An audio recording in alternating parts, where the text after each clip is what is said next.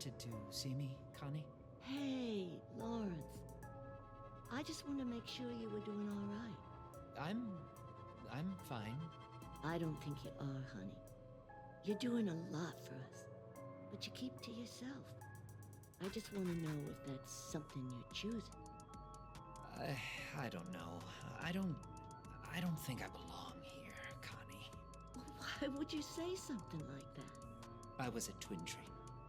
I worked there. I saw what was going on. I knew something was wrong. I said it. I should have. I don't deserve to be here. Lawrence, hey. Don't say that. No one's thinking that. Especially after what you did for Anna. They are.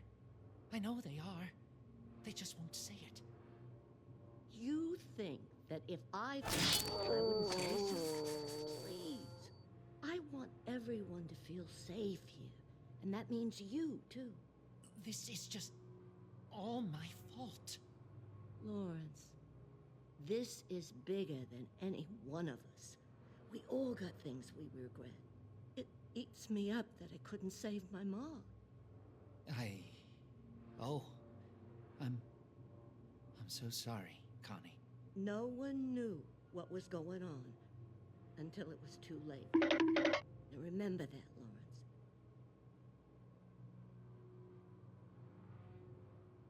God bless you. You did it. Anna and her baby are safe and sound. And Lawrence, he's the hero of the day, too. It's good to feel some joy again. Hey, Thank you, sweetheart. Can you did real good. do something for me? If it's not too much to ask, I mean. My mother died a few months before all this happened. I didn't, well, she loved birds. Taught me to love birds, too. She kept a book, a reference guide. When she died, I wanted more people to appreciate the birds here, so I put the book in the mini book house in Brighton Bay. I had to leave behind a lot when things became the way they are. If you can find it, I'd like to have that book back. If that's okay. Please, it's all I have left of her.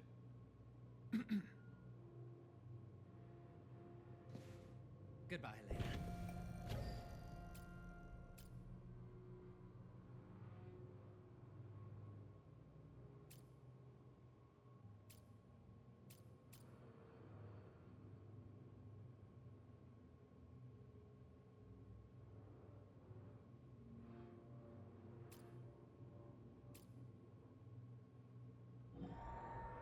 Hey, can you look into something for me? I got the heebie-jeebies just thinking about it.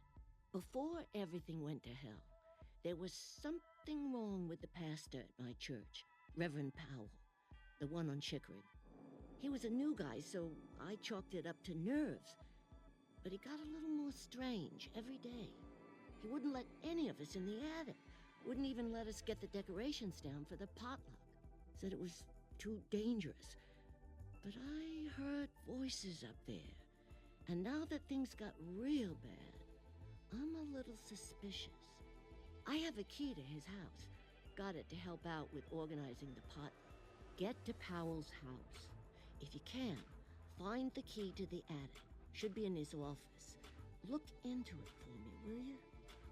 Got a bad feeling about this. Austin was meant to help the studio reach out into the Western gaming market. They would go on to help the main Arkane branch on Dishonored's development and then acted as the developers for Dishonored's 3 major DLC expansions. It wouldn't be until 2013 that Austin would finally be able to develop a project on their own, with that eventually being 2017's incredible immersive sim, Prey, and by extension, the Typhon Hunter multiplayer mode and the roguelike expansion Mooncrash. Sadly, Prey would fall short of ZeniMax's sales expectations, and then those games as a service Fortnite $ signs would catch the executives' eyes. Inspired by the likes of Nosferatu, the 30 Days of Night comic miniseries, and its film adaptation, do check out the comic, it's pretty good and only 3 issues long, as well as Salem's Lot and Catherine Bigelow's Near Dark. Near Dark. Development on Redfall would begin in 2018 as a traditional Arkane single-player experience set within the shared universe with Dishonored and Deathloop, except with a multiplayer twist. But there was one glaring issue. Bethesda's parent company, and arguably their slave master, ZeniMax, would suggest their dev studios produce live service titles pronto for a constant revenue stream, and so Redfall's development would shift to meet that goal.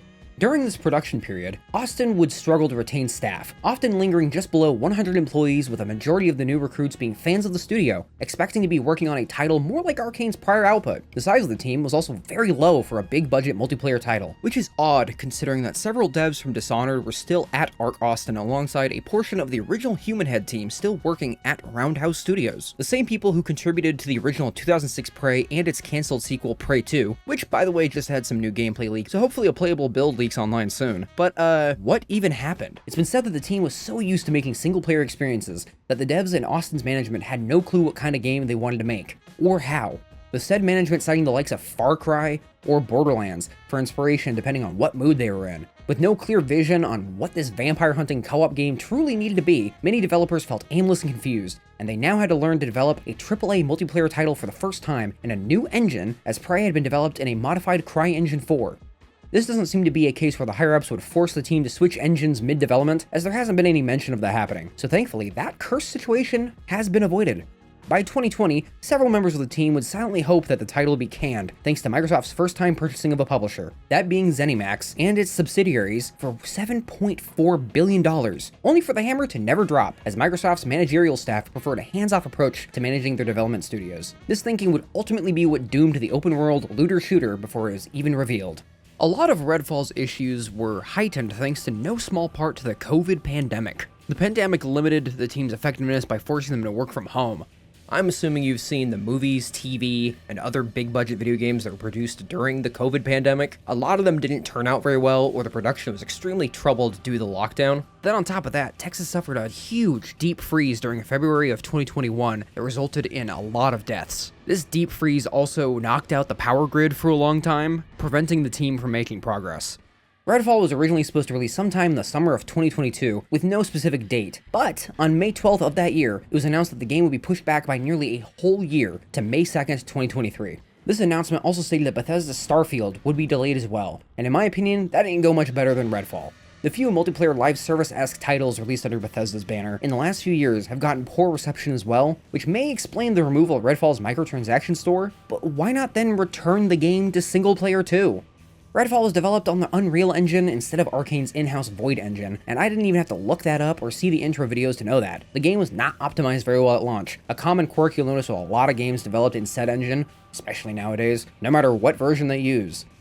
Thankfully, Redfall was mostly stable when I played it due to the numerous patches before development ceased, except for the stuttering. According to PC Gaming Wiki, there's nothing you can do about that, and I tried several different settings to remedy some of it. Pre-release, several gaming news outlets got their hands on a vertical slice, and their initial impressions were positive. Any criticisms were treated like minor nitpicks, and were assured that they would be fixed before launch. In hindsight, it's bizarre that these were anyone's opinions at the time because previews looked identical to the initial release version. After Redfall was released to the public, Arkane Austin spent nearly all of their effort just updating the game and fixing things, with some updates adding just 2 extra guns you could find. If you actually read through these patch notes, you'll see they're mostly just bug fixes and balancing adjustments. At least the devs were listening to the 12 or so people who were still playing it. I've seen it stated that 70% of Arkane Austin's already small staff would leave by the end of Redfall's development. I've also seen it stated that that percentage is about the end of Prey's development and not Redfall's. Consistently, I've read that Arkane Austin had a very high turnover period, which prevented the studio from retaining and building up veteran staff. On Xbox's next-gen consoles, the game was locked at 30 frames per second, but the PC port wasn't much better, with its issues being deeply embedded in its horrible optimization. Arkane's famed immersive sim elements were absent from a majority of Redfall's gameplay, limiting what players could do when compared to Prey or Dishonored. If you had the displeasure of playing the game on console, you know how awkward the controls felt, with many people saying that aiming felt like being stuck underwater. IGN was mocked for their review gameplay, but all the footage was recorded on the Xbox Series X, and I don't blame them for how that went. So I was supposed to finish this before the end of December, but I just kept finding a ton of shit. Thank you to the self-labeled #1 Redfall fan, Psychological-Big-658 from the Redfall subreddit for finding all the things I'm about to tell you. As you can guess, Redfall has a lot of cut content. Just from data mining the final update, PB658 was able to uncover quite a bit. The plans for these 2 DLC characters are mostly unknown, but the most complete one was an archer named Justine Temple, whose ultimate was similar to Jacob's, but instead of a sniper rifle, she would pull out a compound bow that shot flaming arrows. Her extra abilities were to throw gas grenades that dealt damage over time to enemies, and then she would also utilize a grappling hook. The only evidence for any of this being an animation test reel that also featured finished dialogue for her, and some concept art of a couple outfits, one being her default and the other being a D&D inspired costume called the Adventuring Party. Her backstory was that she was the lead park ranger at the Bladewell campgrounds, with her office being an explorable room with unique dialogue from the protagonists. Other files found in the data mine include taunts from the special vampires and a couple lines from the base game heroes. Justine! Steadfast! Justine. Steady. The other DLC character never got a name in the files, but there's some allusion to them being a criminal, with user O'Ghoul pointing out that there's a police station with a bloody crime scene in Burial Point, almost like someone broke out. Apparently there's something written on the wall, but that was later patched out. More digging into the former potential future of Redfall led to the personal webpage for the game's lead-level architect, Michael Hutchison, where he vaguely speaks about a planned 3rd district. I couldn't find anything online about this zone, but my assumption, and also assumed by some Redditors, is that this district was a planned expansion meant to follow up on Elias Kerr's, Bellwether, and whatever this vampire was up to at the end of the final cutscene. Icons were found for several scrap bullet types: blood bullets, tungsten rounds, hollow points, incendiary, explosive rounds, unique ammo for arrows and flamethrower fuel, and also grenades, but those were cut early in development.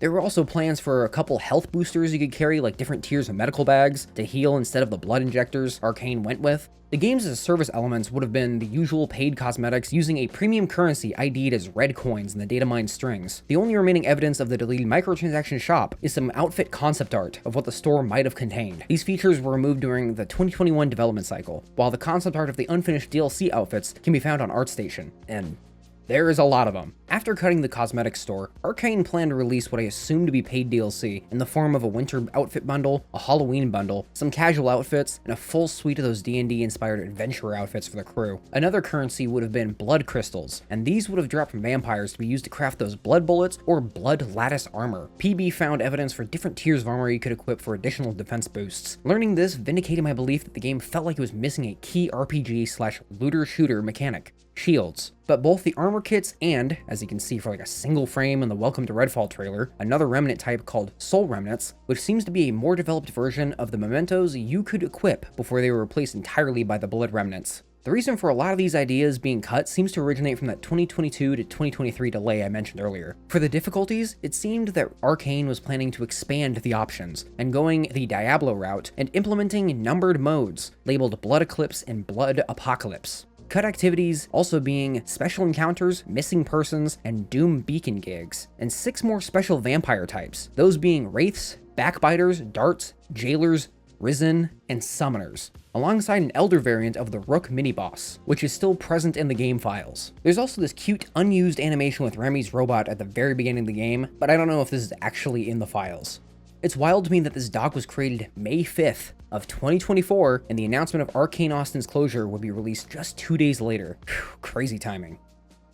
So, to make the outcome of this messy development clearer for you, I'm going to briefly go over Redfall's update history, because I feel this will paint you a picture of just how bad the game was at launch, and how little the team was able to fix before their closure. Update number 1, aka version 1.1, would be pushed a little over a month after launch, and would add accessibility settings, improved enemy AI, fixing the bug where enemies would just go idle and T-pose in the middle of a fight, improved graphical fidelity, and increased combat encounters around the map. Then, 116 days, or nearly 4 months later, update number 2/version 1.2 would come out, adding unique colored pings and more distinct player icons during multiplayer, improved PC stability, clarity for when your gun would have a silencer, another thing that should have been in the game at launch. Vault and mantle indicators are now displayed in the HUD for when you can do so. A lot of corrections to the accessibility settings they added, and I am just going to directly read some of the combat tweaks they made, because players can now sneak up and take down unaware cultists and bellwether enemies with staked weapons. Added unique open-world enemy encounters to Redfall Commons. Enemies now reposition to avoid friendly fire. Bribon, Remy's robot, is now guaranteed to shock nearby enemies while using Siren with the Robot Rock skill activated, and fixed several scenarios where enemies could become stuck in an idle state and stop engaging with the play. Wait, that wasn't fixed in the last update? Okay. And they added new mission dialogue to fall like lightning. I want to tell you what they added for that, but I don't feel like downloading 1.0 just to find out. Thankfully, players would only have to wait a month for update number 3, which also included an unrivaled tier sniper rifle called the Basilisk, with which its first bullet was a UV round and would petrify vampires. For the patch notes, like before, here's some gameplay and combat tweaks that I was surprised to read about. Shrouds, Anglers, and Siphons are now gated from spawning in the open world until players reach a specific level. Human enemies are now able to climb awnings. Jacob's camouflage field skill will no longer cancel ADS for non-Jacob players. Death Mist Spewers now respond to the UV burst from emergency flashbang blood remnants. Co-op players no longer lose their crouching ability when exiting a nest. Hero thumbs should no longer clip into assault rifles when equipped. Voice chat now has a separate volume control option in the audio settings. And the final line of these patch notes is this. We're continuing development of the Hero Pass, and we're excited to share more about Redfall's new heroes and other updates later next year. Damn. Then we have the final update. While there were a few hotfixes following update number 3, with the first being nearly 2 months after that, there would be quite a gap between versions 3 and 4. Coming in at 6 months and 14 days since update 3, the final update would drop, adding the long-requested offline mode, a new set of character perks in the form of the community standing system, which are arguably the best upgrades in the game, where completing missions, offing special vamps, and helping the residents of Redfall would allow you to purchase stat boost and world modifiers using the support currency. Austin also revamped the Vampire Nest by adding the Elder variants with better loot. While the patch notes didn't include all of the changes added in update number 4, Austin would end it with this. This article only covers the largest additions coming to Redfall, but that is not all. New enemy encounters in Redfall Commons, continued AI improvements, story mode difficulty, and a new unrivaled weapon have also been added with this update. There will be no full patch notes for this update. Thank you for understanding. Crazy how this guy predicted Redfall's outcome. If you look at what people thought about Redfall before its release, this is a common sentiment as people don't seem to realize that Arkane isn't one monolithic beast. And if you go back even further to 2018, you'll see that some people had discovered that Bethesda had trademarked Redfall and assumed it was related to the Elder Scrolls Online or a new Elder Scrolls game. Oh, how far off were they? By the way, Bethesda was so confident in Redfall that they released official cosplay guides online. Check these out. Because there's definitely somebody out there who wants to cosplay as a normal dude in a yellow raincoat at Comic-Con. So, big question before continuing on. Do you have friends? And no, this is not an ad for some dumb AI-powered thing for losers. I'm rhetorically asking because there isn't any matchmaking. Yes, I'm not fucking kidding. In a game built with co-op in mind, and don't tell me it isn't, I played through solo, this shit was a fucking nightmare. You'd think making it friends only would immediately crop up as a bad idea. Right away, it limits your player base and prevents them from meeting other people who were enjoying the game. Redfall plays like every Far Cry you might have played before, but with some really weak ImSim elements. 6 air quotes around ImSim. These ImSim elements appear in some encounters as alternate routes or methods of screwing over your enemies via the environment, but that's it. So if you're curious and slightly hopeful that this had some crumb of that Arkane spirit, I'm sorry to break the bad news to you. My biggest complaint with the combat is just how clunky the gunplay feels. Every action is stiff, and the poor optimization makes any fight a challenge. Getting upgrades made my hero's powers a little more useful, and to even get anything worthwhile, you have to make a metric ton of progress. Based on what I saw from other people's playthroughs as the other protagonists, by yourself, the powers feel weak, but when used in tandem with the other protags, they are very effective. An issue I had noticed hopping between Layla and Jacob was that Layla had this great traversal ability, and Jacob didn't. In co-op, this isn't an issue, because the player using Layla can just boost the other player, but when playing solo, that'll mean you get locked out of something very crucial to your mobility. I couldn't understand why they would only grant 2 characters traversal powers and the other 2 defensive powers. In my opinion, they should have done a traversal ability for each character, and then a defense/support or an offensive ability, depending on the class's role. Leveling up also feels kind of weird, as the enemies scale to your level and only the chosen difficulty actually affects how powerful they are against you. Kind of like how Skyrim works, but also not really. There's never a moment where you'll feel overpowered compared to the vampiric hordes, and I both like and loathe that part of Redfall. And not to waste time comparing this to Borderlands, but in that game, enemies stick to a range of levels so you can return to an area to easily wipe your foes, and you'll never experience that here. But I'd be remiss if I didn't acknowledge that the game in general feels too easy, even on Midnight, as again, there's that level scaling. I didn't try Eclipse because I did not want to play this again. 3 times, just god. 90% of the time, you'll be sprinting around at 2 miles per hour and getting accosted by vampires, cultists, or private military who switch from blind people to deadeyes who can snipe you from across the map. Even after all these updates, the enemy behavior is still incredibly stupid. In terms of your arsenal, Redfall's weapon selection is mostly generic. There's a typical full auto and semi-automatic assault rifles, pump action shotguns, pistols, flare guns, and snipers. Actually, I don't think flare guns are typical. Most of the time, these will be shoved into the trash bin inside your inventory screen, much like every other looter shooter. The one thing Redfall truly fails at gameplay-wise is the poor diversity in the spectrum of gear you can find. Not in terms of the variety of gun types, but their stats. Nearly every gun you get will have only slight differences in their reload speeds and fire rates. The one stat that increases by level is the weapon's damage. When playing looter shooters, getting a weapon with busted stats is a part of the experience. Sadly, you won't find anything like that here. Redfall's loot system is really fucking bad. As an example, the unrivaled guns barely change level to level outside of their damage stat. I actually don't think the reload speed or fire rates change for any type of gun, unless they're different rarities, and even then the stats are pitifully low, i.e. sometimes they come with a bonus increased reload speed flavor text that I don't think I ever saw go above 20%, even when I got close to the max level. I really wanted to equip attachments to my guns because having only a handful of guns with silencers really limits how you approach situations. Consistently, you'll want to avoid using pistols and flare guns as their damage output is trivial given their poor fire rates. Shotguns can sometimes be effective, more so against the human enemies than the vamps, but I found their damage to be all over the place in general. There's this one shotgun you can find that has a drum magazine, except its mag size is extremely low, and its reload speed is so slow that you can reload a pump action shotgun in the same time it takes to pop a single shell into the drum. The assault rifles vary wildly due to there being only a few that are actually effective. If you find an unrivaled tier AR called Perfectly Normal, that's what I suggest rocking with. Full auto, high fire rate, and decent damage as well as fast reload speeds. Even the semi-auto rifles can't compare to the Perfectly Normal. Snipers are all, well, they're almost all useful, but if you find that one basilisk, keep it. Never give it up. I don't have much to say about them because I just barely used them outside of that one basilisk. For the semi-automatic guns, you can't fire as fast as you pull the trigger and it makes everything feel unresponsive and laggy, even though I'm playing offline. I shouldn't be playing something and feel like my inputs are taking a whole minute to be received in game. Sometimes it even felt like I was playing on the Stadia. It was awful.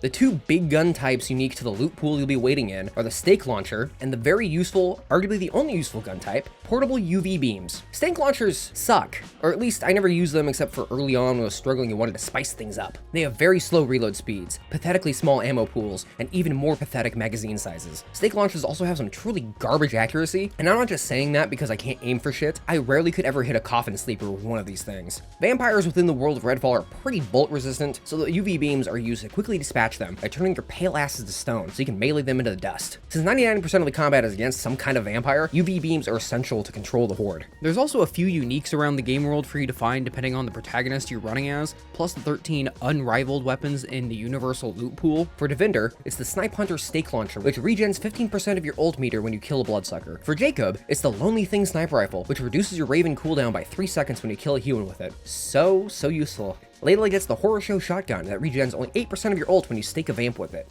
And then there's Remy, who gets the Blind Eye UV beam. It's arguably the best perk. The beam's damage is boosted by 50% when focused. But still, across the board, these options suck. And so the usual weapons that you love in games, sniper rifles and shotguns and assault rifles and things like that, are fun to play with in our game. Yeah, no, that's just not true. So you may be thinking, is there an economy in this game? Yes. As you gain the supply currency, as it's called in game, you'll most likely not use it on anything except for the community standing perks. You can buy guns, but the options are generally terrible. I maybe bought one my entire playthrough. Oh, and the other thing you'll be spending your supply on is just the lockpicks, health kits, and rewire kits, but most of the time, I basically just spent it on the community stuff. Each cult faction is devoted to their respective vampire god, whether that be the Hollow Man, Miss Whisper, or Bloody Tom. There isn't really a cult devoted to the Black Sun until the very end of the game, and they're basically just copy and pastes of the other factions. Their loadouts always have these death mist grenades, which are annoying, so they at least try to keep you moving during a firefight. And occasionally you might encounter a cultist that is actually possessed by a vampire. When they're glowing blue like this, their health is boosted, but when you kill them, a vampire will spawn. It's kind of cool. It's not something that the game will even tell you about. It's something you just have to experience. It's one of the better moments within Redfall. Sadly, it doesn't matter which faction you go up against, as the cultists all behave the same. There isn't anything unique among the three groups. What a missed opportunity. The vampires themselves come in a few flavors. the standard pale skin vamps, watchers, blood bags, anglers, siphons, shrouds, and rooks. The standard bloodsuckers are what you expect. They can fly, teleport, dash around, and kill you rather fast. I highly recommend using UV beams. Heck, that was my strategy for almost every special vampire fight too. Yeah, that's something that's also been nice about the vampires being the antagonists, is that they're not mindless. They're not just let me run and eat your brain, right? So they're actually thoughtful. They are a bit more of a predator. And also humans are terrifying, right? So the cultists and Bellwether are, they're also more tactical. So yeah, they take cover, you know, they flank you, all those good things. That's funny. In reality, it's the opposite. Vampires behave rather erratically and only occasionally act as predators. Most of the fights with them look like this. They struggle to find you right away, but when they do, vampires will just run in a straight line and glide across the floor like they're on ice. It looks as hilarious as they are annoying. Watchers do as their name suggests and will perch up somewhere and scan the area for humans to fire I-beams at, like a sniper. Use a sniper or anything that can reach them to counter their bullshit. If they can't find a natural place to position themselves in the world geometry, they will spawn this perfectly square pyramid that barely attaches to an object. Originally people, blood bags are these bloated and disgusting creatures that hover about a foot off the ground and will explode if they take enough damage or get too close to you. Their lore is interesting in that they play into the vampires equal to wealthy metaphor, as they were cultists who were promised the power of vampirism, but now just carry pustules of noxious blood for other vamps to feast on. Ick.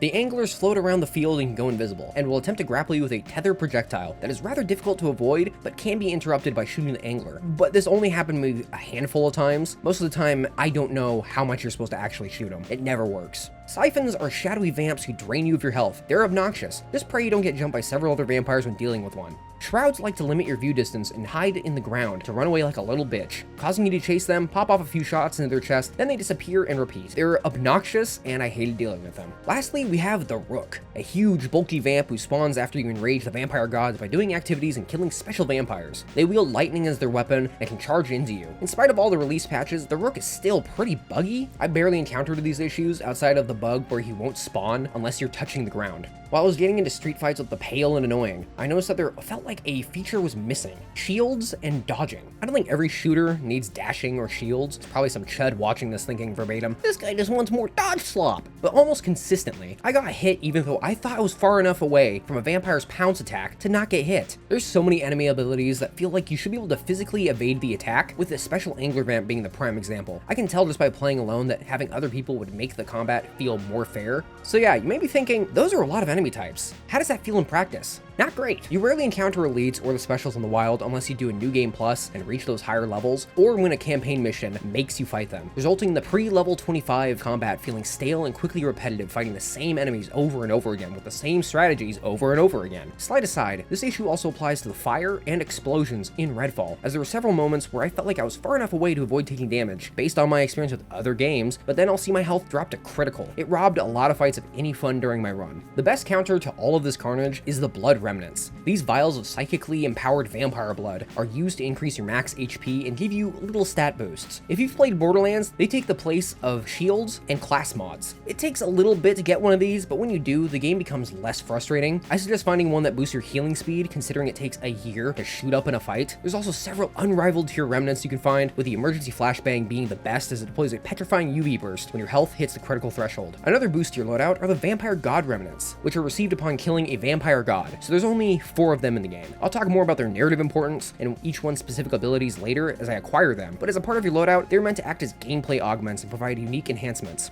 After this, I recommend you watch that Bringing Redfall to Life interview with the Arkane Austin leads, because everything they describe in Redfall just doesn't show in the final product. I don't blame them, as they had to put on fake smiles for the executives through a very bad situation. As for the playable world, Redfall features the usual Ubisoft-style activity layout of random collectibles and shallow quests littered throughout the world. Thankfully, it's not as excessive as the recent Assassin's Creed and Far Cry games, but there's one collectible that is tracked for an achievement, with that being the Grave Locks. These literal locks of hair and vials are required to achieve a very special upgrade. At specific tiers, you gain more base psychic residue for your ultimate ability's charge meter. That's it. There is an upgrade that reveals nearby locks on your map/compass, but there's 100 of these things, and quite a few are in spots that you will never organically go near. This is a prime example of how Arkane Austin put their focus in the wrong direction. Nearly every aspect of the game feels like the first draft. The world lacks things to do and find, with cosmetics being another bizarre example. 90% of the outfits and weapon skins you get are either found through RNG looting of vampires and weapon crates, or the completion of a handful of missions. The exception to this rule is the existence of the underboss skull altars, and a couple hidden state cosmetics. There's only 4 skull altars in the game, not counting the vampire god altars, with both districts having 2 each. As for the alternate stakes you can find, there's only 8-ish around the map scattered between the commons and burial point. You'll have to pray to the RNG gods when looting enemies to get the other 18 stakes. If you decide to look up a guide to find everything around the game world, you won't find a lot about the Simon's survival guide pickups unless you find a guide that is specifically about them. These are basically hidden notes that grant you a decent chunk of change, and there's only 1 to none per neighborhood. That's all I have to say about these. The notes themselves try to be funny and include really obvious info on the vampires you encounter, but they're kinda lame. Another element to Redfall's open-world gameplay are the neighborhood safe houses, similar to the Far Cry radio towers, but not one-to-one, as these safe houses don't reveal more of the map. They just grant fast travel privileges and access to a couple safe house missions, these being one step below the campaign's side missions. At first, I thought these were mostly optional outside of the one side mission that requires you to activate a safe house, but no, you need to complete more than half of these to progress the campaign from boss to boss. By completing safe house missions, you build progress towards marking the district's vampire underboss. Each underboss is named, but they're all just high-level variants of the special vampires with a unique quirk, like 3 floating shields a la Destiny's Elites, buffing their allies with personal shields, or in some cases, doing jack shit.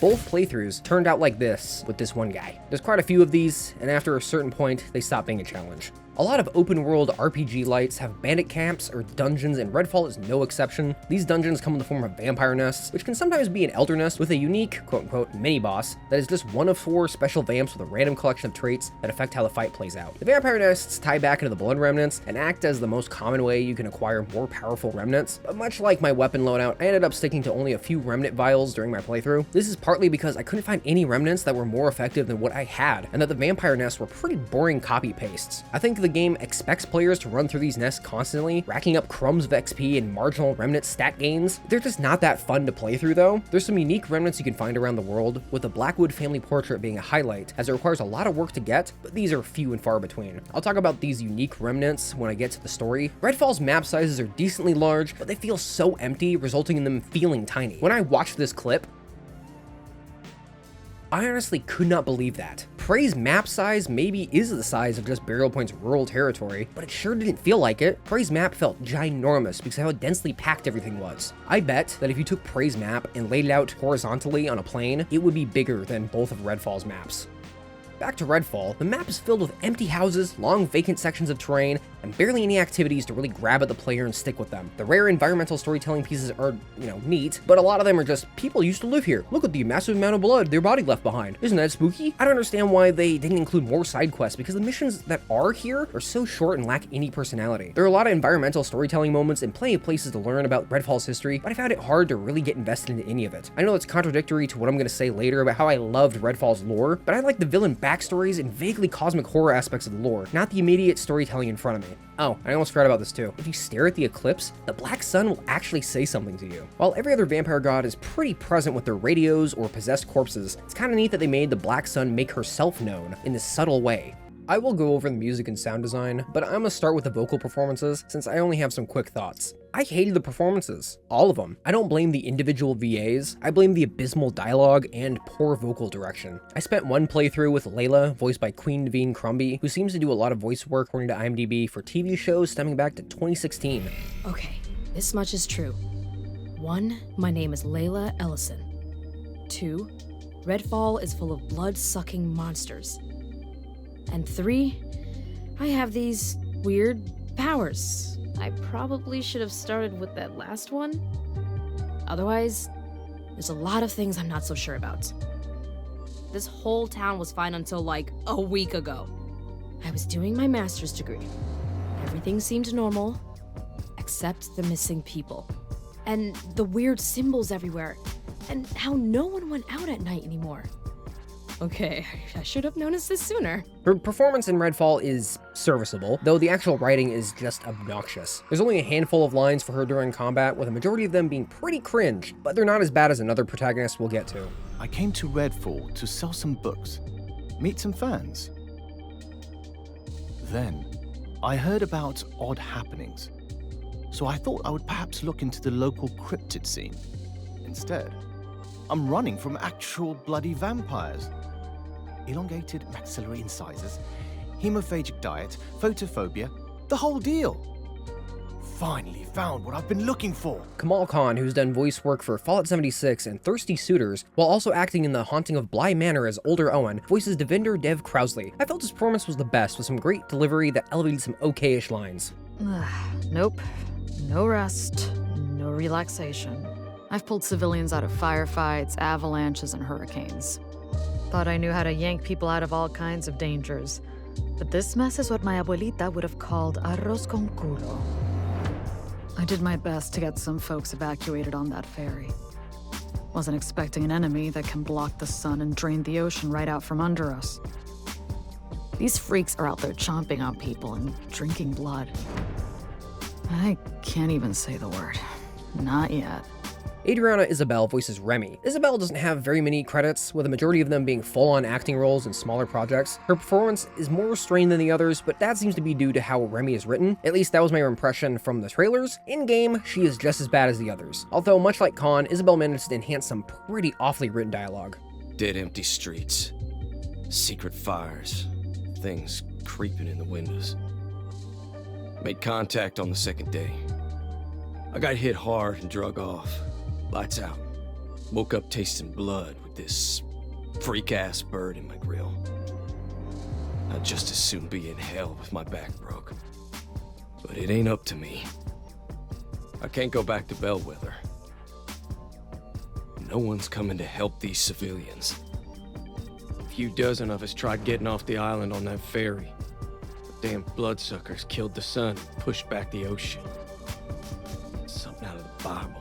Finally, somebody who I was both surprised and not surprised to see in the credits, Yuri Lowenthal. He voices the sniper class Jacob Boyer. I don't believe I need to explain who Mr. Lowenthal is, as the guy can be heard in damn near everything with an impressive 832 acting credits on IMDb. Yuri also voiced a couple side characters too, those being the young Charles Beck. I don't know. He won't die. I won't die either. But we don't have antlers. We won't get stuck. And Bill, just Bill. Vampires with a hook for a hand. Real sneaky. Throws a voice and disappears. Look out for her eyes. That'll show you where she is. I actually couldn't tell he was voicing Bill when I heard him in game. Yuri gives what I may consider the worst performance of his career yet by saying all of his lines in this god-awful, muffled, inconsistent accent. And I blame whoever decided to go that direction for Jacob's character on that mediocrity. The amount of times I've heard him say, "This place ain't killed me yet. This place ain't killed me yet. This place ain't killed me yet. This place ain't killed me yet. This place ain't killed me yet." Hey! Made me want to mute the dialogue, but then I wouldn't be able to hear the vampires and cultists, so it was a bit of a trade-off. Jacob's Raven, just called Raven, is voiced by two people, Donovan Patton for the dialogue and Darren DePaul for the sound effects. And both do an incredible job of balancing the charm and creepiness needed to sell this character. And yes, I'm calling the fucking bird a character, though if you play the game, you'll notice that the Raven doesn't actually say a whole lot. Usually it'll just say like one line or two when you spawn, or if you're fighting one of the vampire gods. It's kind of a missed opportunity, because again, the only line I ever heard from Jacob was, "This place," over and over and over again. I feel like they should just mix it up by adding in the Raven's lines. I'm baffled by how Yuri Lowenthal can get mogged by two dudes in a bird suit, but I swear, Yuri can give a stellar performance. I have heard it. Every day that we stay silent, it makes it easier for them to shoot us in the streets and round us up and genocide entire peoples. We must speak out, and we have to take care of each other. I implore you, if you are an American citizen, call your senators and tell them no more money for ICE. As for the NPC cast, I mean, I didn't have any plans after school, but yeah, this wasn't really something that I was expecting. This steak's free, but you gotta earn the guns out of my stash. Sorry. She's not sorry. I ain't sorry. Anyway, nice to meet you. they're just meh. Again, I credit the bad performances to the actual writing and voice direction. as the script is it's just so bad, man. The audio quality is good for the budget, except for Yuri's dialogue, as it sounds like his voice is ran through a AI filter, and oh god, the shit audio editing. More often than not, you'll hear lines cut together so tightly that it's obvious these aren't organic. The audio notes you can find around are edited very badly in particular. As an example, every line sounds like this. No breathing room between line readings, sometimes having the beginning and ending of words overlap each other, or even some hard cuts after a line. There were also a few moments during the cutscenes where the dialogue would be quiet and then jump up a couple decibels out of nowhere, but I think this might be due to the 3D sound. If you go through the cast, you'll see that 99% of them have been working as voice actors for years. I just can't understand how you spend so much money on this extremely skilled cast only to make them sound so stiff. Now, I'm not going to name the people who wrote Redfall, as that would be cruel, but a majority of the writing team have worked on some pretty big games, including Dishonored, Destiny 2, and PlayStation Spider-Man, with the latter two being in line with that cringe, try too hard to be cool style of Redfall, and it just falls flat every time. You'll discover plenty of dialogue and a few notes that try so hard to come across as cool, but instead sound lame as hell. Layla. Hell yeah, girl. Glad to have you on our side. Wouldn't catch me anywhere else. Good to finally meet you. See ya, Lala. You don't know what he'd do to me. Will he electrocute you in a kiddie pool like I'm about to do? He'll rip you apart the moment he sets eyes on you. He is a god. Oh, sounds scary. Listen, I have all night and a few toys you won't like so much. Trust me, you don't want me to bring in Pinky. He loves this shit more than I do. A lot more. I'll save my criticism towards the narrative writing for the story section, as well as my opinions on the antagonist voice actors as they come up. A little hint about the villains: they give some genuinely great performances.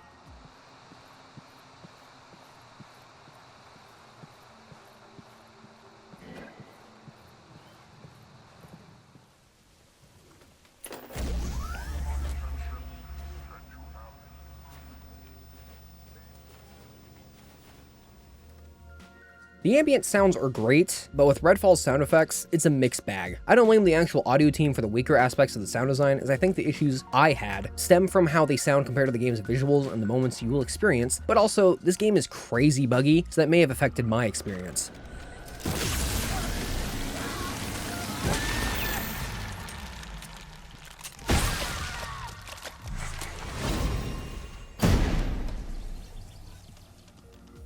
While doing research on Redfall's development, I found that Aaron Brown, Arkane Austin's audio lead on Redfall, had uploaded his own retrospective on the game's sound work to YouTube. And in spite of how you feel about the game, this is one of those behind-the-scenes materials that are so valuable and insightful. I highly recommend watching this for a full breakdown because the actual quality of Redfall's sound design is extremely good. It's just that the game is a broken pile of...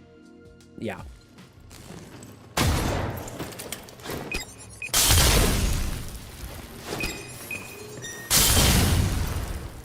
Aaron Brown stated that Arkane used Wise to mix and apply immersive spatial reverb to Redfall's soundscape, allowing players to accurately hear where enemies are. The spatial audio is cool in concept, but in practice, I found it to be kind of annoying, as enemies will sound really close to you while inside a building, but will actually be outside, or just have sound effects not play correctly, resulting in silent actions, or, as you can see in this example I'm about to show you, more often than not, that Wise system just breaks.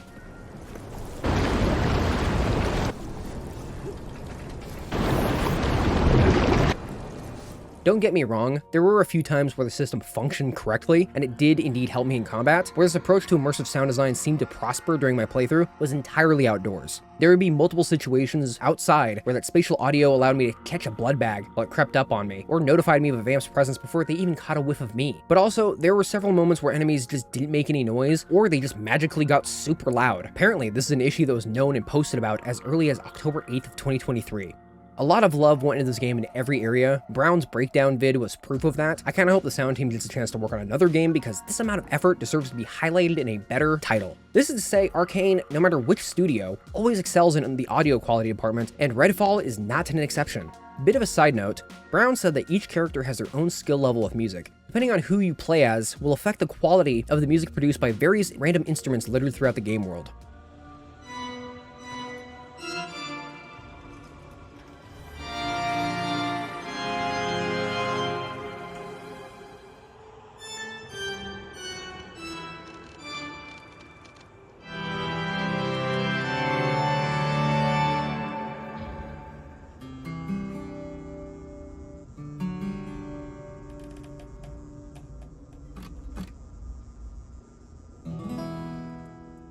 One of the definitive positives I can give Redfall is that its soundtrack is pretty dope. There's some hip-hop and contemporary pop trap beats that are typical with this aesthetic/vibe, which the composer described as spooky hip-hop, but I don't really think it's that spooky.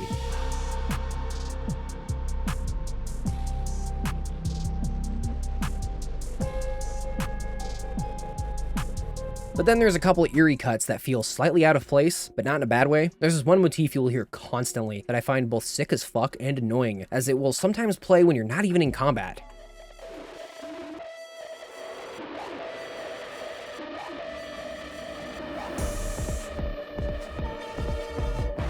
Redfall's soundtrack is composed and produced by, and I'm going to butcher this name, Yannick Bontemps, who has composed the scores for several films including 2016's The Land, Transformers, Rise of the Beasts, and his best work to date, Medea's Destination Wedding from 2025. Nearly every song blends the two styles I've mentioned, utilizing elements and a vibe reminiscent of older vampire flicks like Bram Stoker's Dracula from 1992,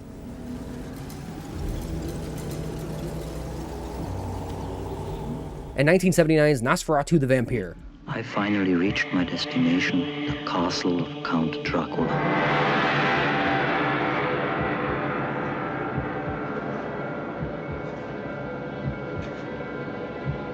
To more modern sounds you'd find in the Underworld series,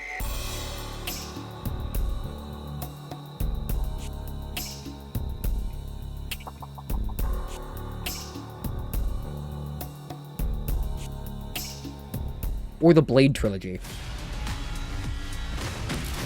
He makes the weapons. I use them. The exploration suites convey that old-school mood via the use of bells, creepy strings, and these brief, muted piano notes that almost jump scare you.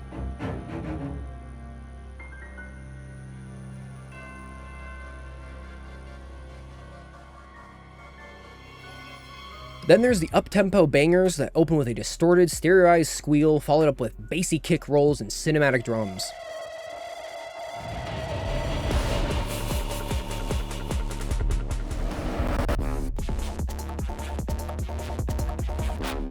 High Stakes, the former of which you just heard, is a personal favorite of mine. Bontemps created musical suites for almost everything you can do and every location you visit. He made 3 themes each for running around the map during the day or night,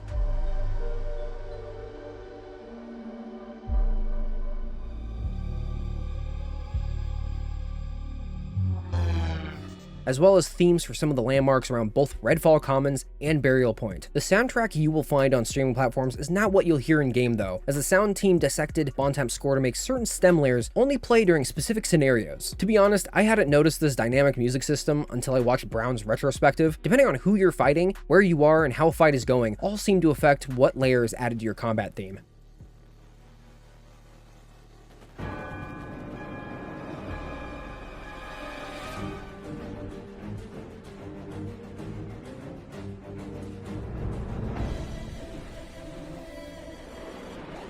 But I think the reason why I didn't notice this dynamic system is because it seems to choose the same layers every single time. I don't know if it's bugged or something, but every fight just sounds the same. But also, I might be stupid.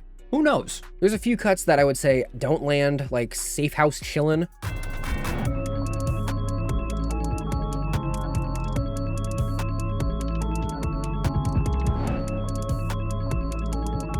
Because you will hear this endlessly looping minute-long track every time you frequent any safe house, and as they are fast travel points, it will be very frequent. Then there's the track Time to Bite Back, which plays during the awkward cutscenes.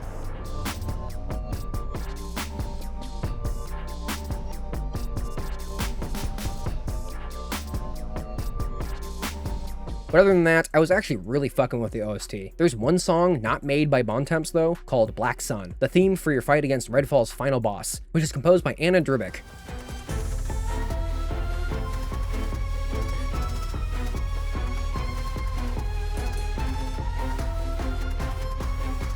I hate to say it, the song by itself is fine, but as the finale track to this game, it falls short. I would have liked it to be more bombastic and cinematic, but also, the final boss sucks, so I don't know, I guess it's fitting. Visually, Redfall is decent. I'm not the biggest fan of the art direction as it feels like a weird blend of Arkane's previous games and the grotesque style of The Division. Most people like to compare the art style to Fortnite in a derogatory manner, but I don't get that. Redfall comes across more like the midway point between Dishonored and a more realistic but not style like Mirror's Edge.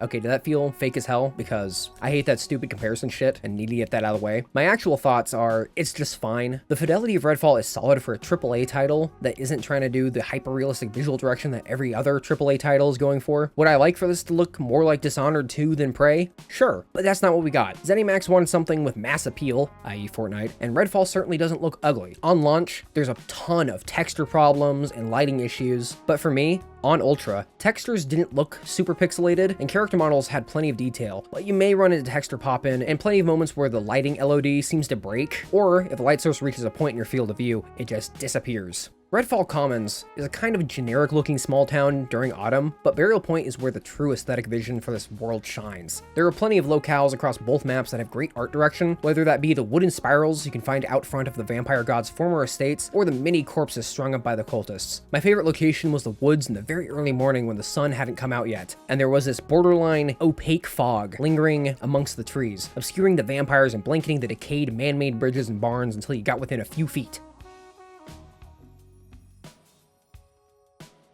Considering that you're stuck in a pretty small town, the environmental variety is pretty good. The use of interior lighting is honestly the highlight, as there are plenty of tragic tales that are told through the environment, specifically how the team really liked hiding massacred survivors in the shadows, waiting for you to illuminate the misery with your flashlight. I tried playing this with HDR enabled, and I don't know if my display isn't calibrated correctly or something, but I don't recommend it. If the game wasn't a large scope co-op shooter, a lot of the mediocre textures and low poly models probably would have been addressed. The character models are pretty detailed and each character feels unique, but the actual designs themselves are uninteresting and kind of boring. Sorry to whoever did the final designs on these heroes, but if your goal was Gen Z designed by boomers, you definitely nailed that vibe. Now, the animations are sadly mediocre. They tell you what you need to see, but they suffer from the same issues as the audio dissonance. I mentioned this earlier in the gameplay section, but I'll reiterate the point here. When the animation for a vampire lunging toward you is triggered, you'd think this is enough space to avoid getting hit, but it isn't. Most of the animations and models don't seem to have the hitboxes properly aligned to them, so gauging how to move in a fight is difficult. Swapping guns is also slow, and you can't just start firing after you start the swap animation. You have to wait for it to complete before a single round can be fired, and even then you have to wait a couple frames after that. That's not to say that it would make sense for you to spray lead as the rifle leaves your pocket, but as you can see, reloading is slow even at level 35 out of 40. I was praying for animation canceling to magically appear halfway through my playthrough, fully knowing it wasn't possible, and I just have to tough my way through every fight.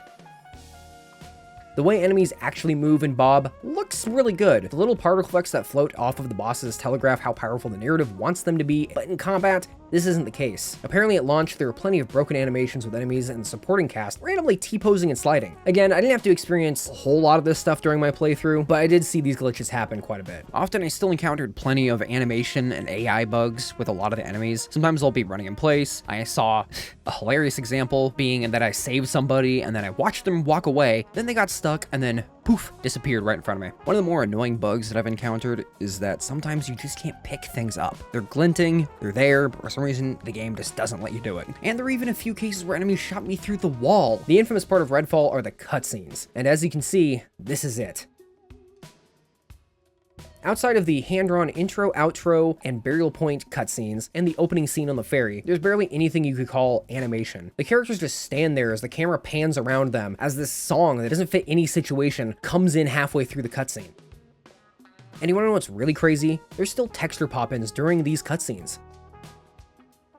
I really couldn't believe it the first time I witnessed them. Nothing is even happening during them, so why and how? This choice is interesting considering the several high-quality cinematic trailers that were released which kind of lie to you about what the game is going to be. I don't think the individual in-game animation work is bad, far from it. I just think that the programming fell short of the animation quality. Oh, I almost forgot about the hero cosmetics. I'm writing this part after having written the rest of the script because there's not much to talk about. I tried finding a Steam key for the Bite Back edition so I could talk about what you got in that bundle, but no dice. I couldn't find any keys online, and I don't want to buy a whole new graphics card in the hope that someone can get me an Nvidia key. The cosmetics you would get for the throwback pack are what I think the best looking outfits in Redfall. Their theme is what each character looked like before all this vampire shit, and they actually look like effort was put into them. Redfall's vanilla cosmetics are mostly recolors of the default outfits or recolors of these low-res furry costumes. They just look like ass. The stakes you can find are okay. Some of them are pretty funny, but I don't know why they didn't make them your melee weapon instead of locking them to only half the guns you could find. I also found this random DLC pack promotion where you can get Jade Maw and Shatterfly shirts for the team if you bought some of that gamer fuel. Bethesda was trying real hard to promote this game, if you couldn't tell. Honestly, none of this even matters anyways, seeing as the game is a first-person shooter and I can't see my clothes outside the character menu.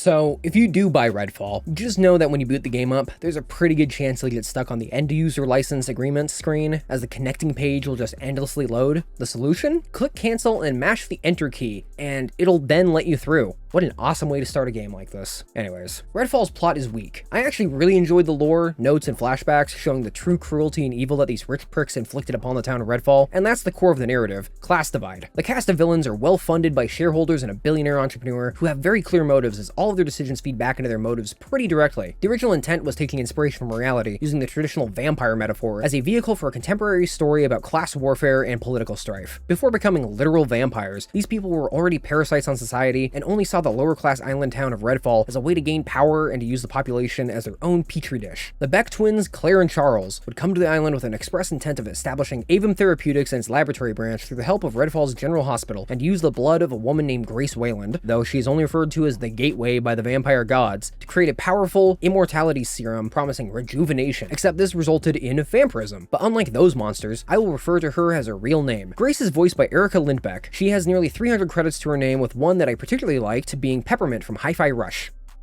Do you remember that game? Microsoft also closed that studio. They made good shit. I honestly couldn't tell it was her when I first played this. The Beck twins got a small loan of $300 from their father, Edward Beck, to create Avum. Wait, no, they got $300 million. Jesus. But it wasn't until the billionaire entrepreneur Elias Kurz stepped in that the pair would gain momentum, with Kurz gaining the position of board chairman for his investments. Elias Kurz is just a perfect villain name. Like Kurz, something about that name just gives it away. During Avum's early years beginning sometime in 2015, the top-tier hematology researchers they'd recruit wouldn't last long at the company due to their disgust with the company's questionable human testing practices. So they need to find people who are a little more lax on the whole, practicing untested and maybe unethical experiments on people. Grace herself wouldn't come into the picture until quite a bit later, when Kurz heard about a woman sharing her blood with the locals in her town to heal them. Grace's family had a history of dying from a hereditary disease, but her healing blood prevented this fate. Once she was lured to Redfall, the Avum founders would take everything from Grace, using her blood to develop miracle drugs and generating massive profits. But it wasn't enough. The company promised their shareholders in the world that they had developed a foolproof anti-aging serum that could also cure any disease, even cancer. In reality, none of the Avum researchers could replicate the healing properties of Grace's cells. Slowly over time, Avum would wrangle control away from the low-income population of Redfall and eventually take everything, using the people as literal blood bags. As the press began investigating the company and an insider grew sick of the evil they were conducting, the founders made their play to stop this gift from leaving their grasp. Now, all of this is set dressing and has more tension and drama than the main narrative. My biggest complaint is just how straightforward and easy the story is. It's all tell, never show. The campaign completely lacks any tension, the protagonists never lose anything, except for one side character that immediately gets replaced, and there's no rising action. You could argue the rising action is meeting the bosses, and then the falling action is immediately after it, but in my eyes, the plot isn't a bell curve, it's a straight line to the top with 0 low points. None of the characters go through arcs or progress in any way, unlike the stories of the villains. The main cast of heroes all have backstories filled with tragedy and growth, but the villains? They had to lie, scheme, and steal to get power, and that builds real tension. In these lore tidbits, you see them change, not just physically, but their entire personalities become fulfilled through their actions. And when their stories start, they're at their lowest point, and when they meet the twins, then they're finally able to achieve what they've always wanted. One of the villains, who's barely a villain, really, goes through a very well-defined arc where he feels guilt for everything that him and the others have been doing, eventually culminating in him breaking and attempting to leave, only to be betrayed and struck down by one of his own. There's nothing like that during the campaign. Any walls the Slayers face are just gameplay ones, whether it be the boss battles or the goons you gun down on the street. It's hard to get invested in characters that are as one-dimensional as this.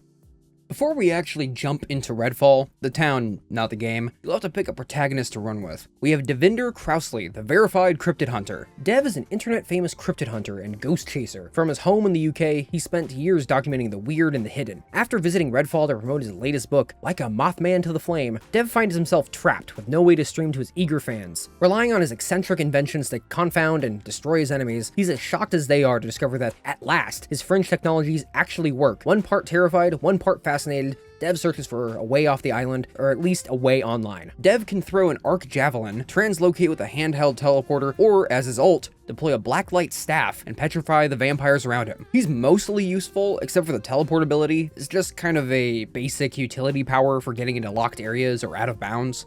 There's the combat engineer Remy De La Rosa, and I'm gonna butcher this. The ingenious engineera. Ingeniera? Wait a minute, is the G supposed to be like an H? Shit. Ingeniera. Ingeniera. Ingeniera. Ingeniera. Ingeniera. God, I'm terrible at Spanish.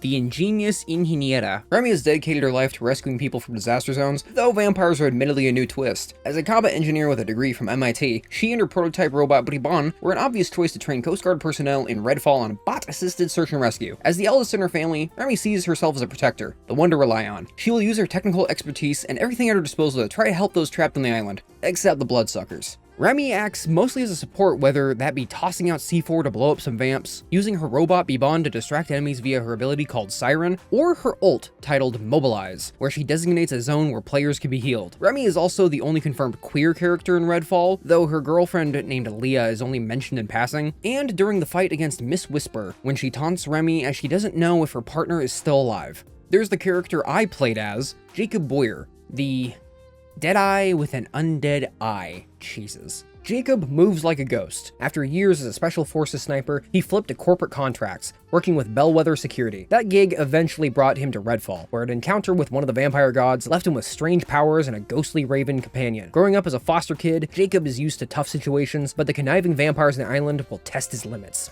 Jacob's ability loadout is built around sniping, with his ult being a literal ghost gun that locks onto enemy heads, fitting for a game whose theme is class warfare. His other powers are the ability to turn invisible and the use of a psychically linked raven that can tag enemies for Jacob and the other heroes.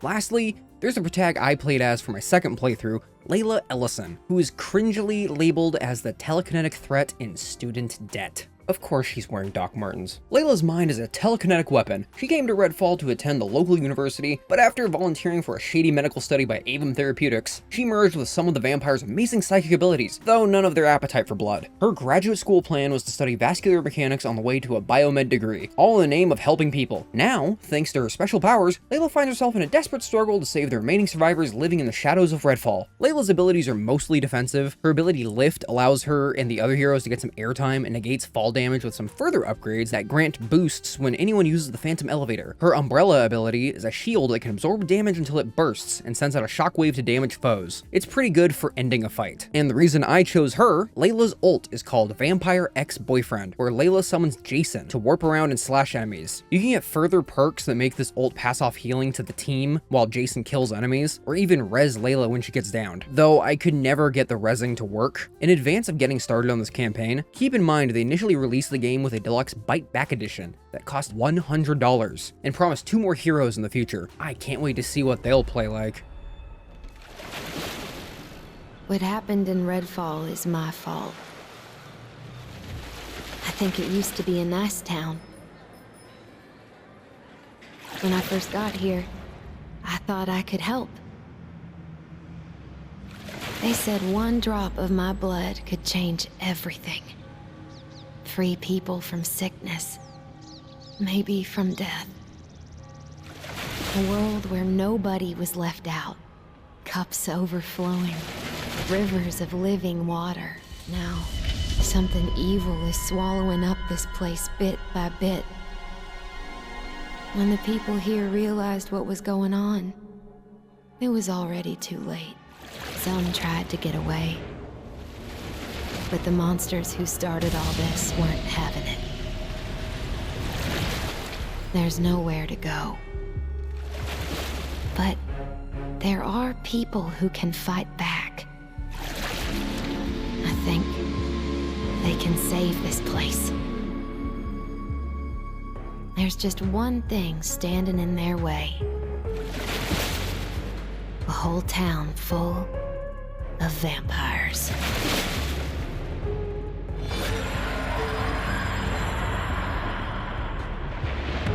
Once the intro cutscene ends, the game opens with the POV of your character aboard a ferry that got ransacked by the vampire horde. And these 2 vampires just leave you alive so the Black Sun can pick you up and exposit some shit. Me want you. And then she just leaves, blacks out the sun, and that's it. Once you gain control of the hero you chose, the team picks themselves up and searches for supplies aboard the ferry, finding medical supplies and some pistols. I have a feeling I'll be needing.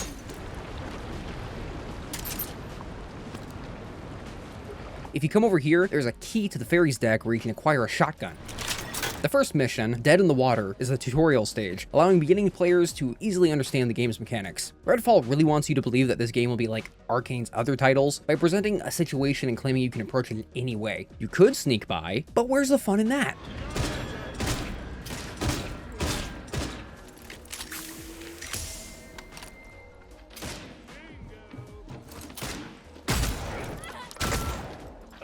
Avoiding the death mist rolling across Redfall's exposed shoreline, and pub stomping these oblivious cultists.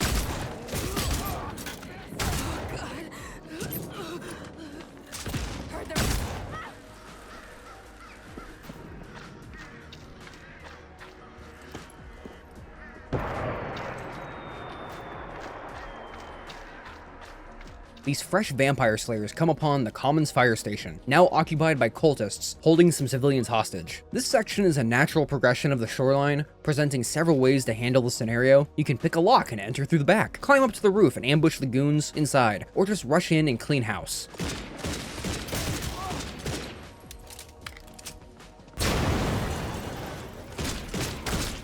Hey, is anyone in there? Yes.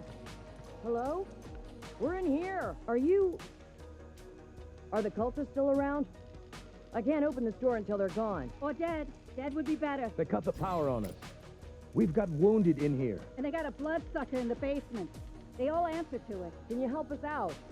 If you didn't pick up the shotgun on the ferry, don't worry, neither did I. The game gives you an unmissable pump action in the basement, right before your first encounter with a vampire. One thing into it. I'm going to Rick.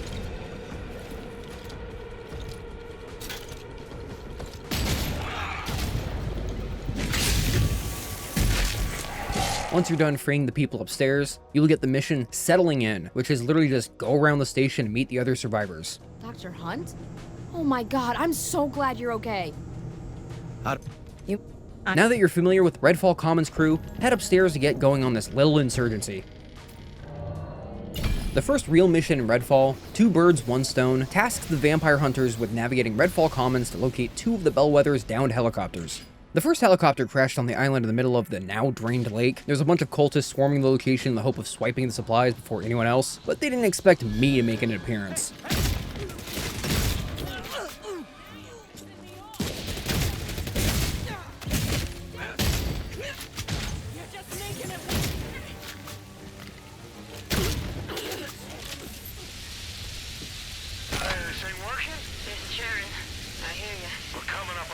Chopper now, no sign of life. I don't think any of these Bellwether soldiers made it. You? Still looking for those supply crates they dumped. I don't think we should be on these radios too much. Why? What if they're listening? What if they sent more soldiers? You know who's listening? The Hollow Man. He served these choppers up to us on a platter. So just make sure you get those goddamn supply crates. Between both helis, you'll come across some cultists attempting to open one of Bellwether's ammo crates, and while I appreciate them keeping it safe for us, their services are not needed anymore. That's it. Got them all. Helicopter number 2 is located far west, tucked up in the hills, filled with some heavy cultist activity. Jesus. Looks like they had a far worse crash than number 1. God damn. Different orders from my unit.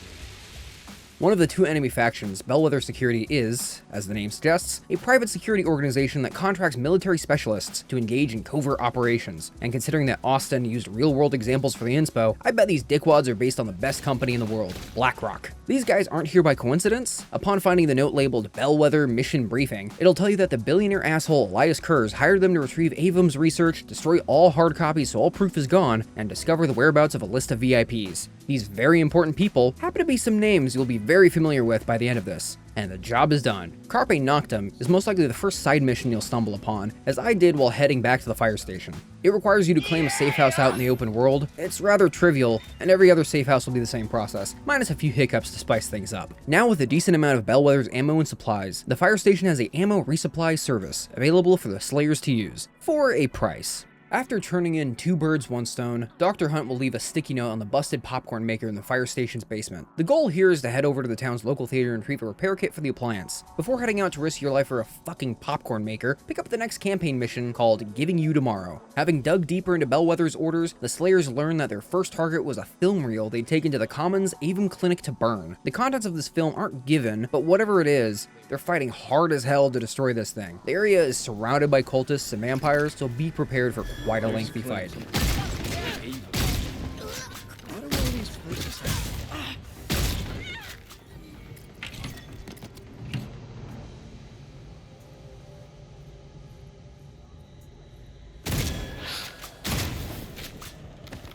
You'll regret it.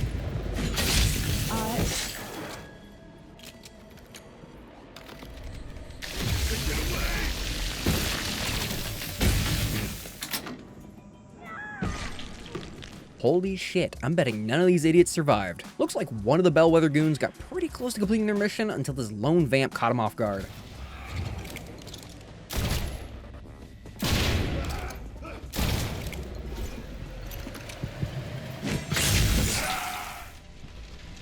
Thank you, brother. Bet the old movie theater downtown has a projector that'll play. With the coveted film reel in hand, you logically run over to the movie theater to run this baby on an IMAX screen, just as James Cameron intended. Much like every other scenario, you have a couple entry points you can go through, but this is Redfall, so none of that matters. Behind the silver screen, you can find a note from a cultist named Dingo, where he mentions some thing named Lumiere in the basement. Inspecting the theater's only projector reveals the bulb burned out, and there's some spares in the basement. Yay. Heading down below, looks like they're prepping a body for Lumiere. This elite vamp is standing between you and several things you need, actually, as you can't get into the freezer without a key. When I played as Layla on my second run, Lumiere got stuck in the wall.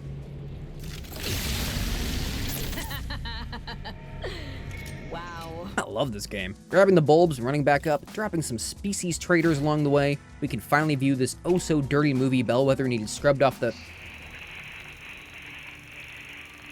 2 hours have passed since the procedure.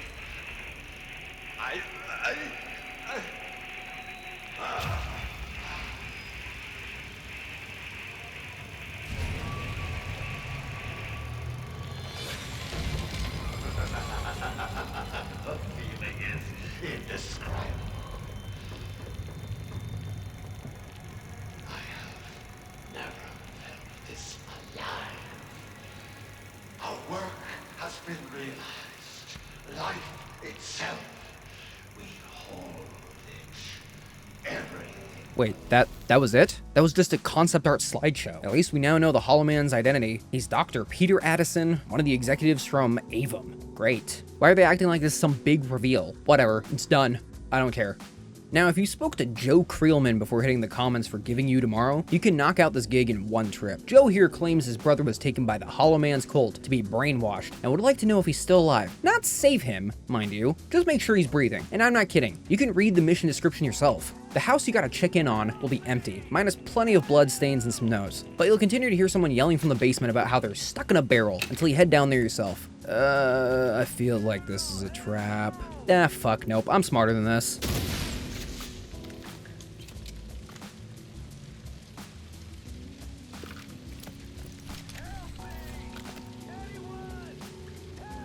Okay, that didn't work. There we go. You'll get ambushed by Joe's brother's new friends and Tony Creelman himself, but the guy is just another cultist. Gosh, I hope Joe ain't gonna be mad at me for executing his brother. Actually, he doesn't seem to care. No sign of him. I guess we can call it that. A grave situation is another side mission I suggest picking up before heading out, so you can just knock it out in one run. This one is actually split into 3 parts for some reason. Part 1 has Hunt giving you his pop's pocket watch with the task of placing it upon his late mother's gravestone. Not his father's mother's, Hunt's mother's gravestone. He tells us his dad disappeared about a month prior and that maybe the cult got him. Can you put your life on the line to put my pop's currently worthless watch on my mom's grave? Like out in the open so anyone can just nab it and pawn it off for crack? She died from cancer. My backstory is a real tragedy. Can you please? Sure, why not?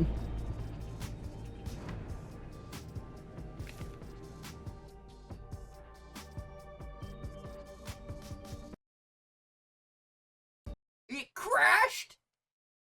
After doing so, you can be an asshole and steal a pocket watch to get some money and an achievement. For part 2, subtitled just Reward, has the vampire hunters retrieving a shotgun that Hunt's father kept inside their home. I left the shotgun my daddy bought when he contemplated killing himself in the back of my old Toyota Camry. It is my gift to you for leaving that pocket watch on my mom's grave. Cause you definitely did that, right?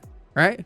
The shotgun is pretty far, damn near on the farthest southern edge of the commons, and the gun itself is randomized loot, so it's barely even worth it. Part 3, Find the Dock, opens with Dr. Hunt having second thoughts about leaving his dad's watch at his mom's grave, and decides to slip out the back to retrieve it, not knowing that the vampire hunters already clept it. Returning to the graveyard, we see Hunt is dead, killed by his own father, who is now a vampire. I guess Hunt was right about the cult getting him. Dr. Hunt's dad is an elite vampire, but this isn't much of a challenge. And with that, the brief saga of a grave situation is over. Dr. Hunt is dead. Damn.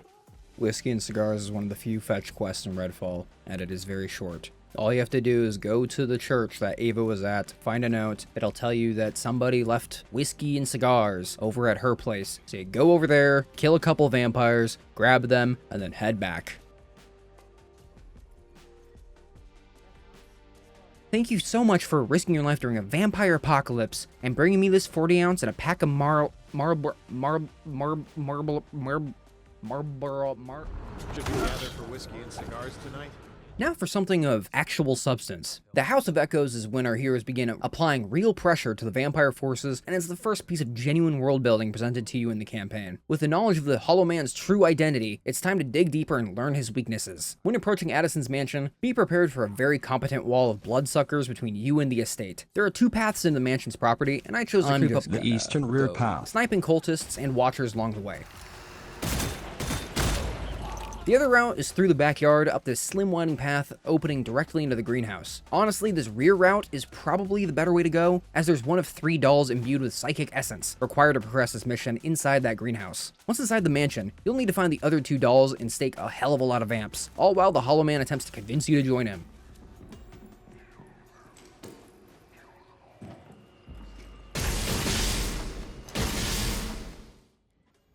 Jesus Christ, what the hell happened here? Collecting the loft key will grant you access to the final doll.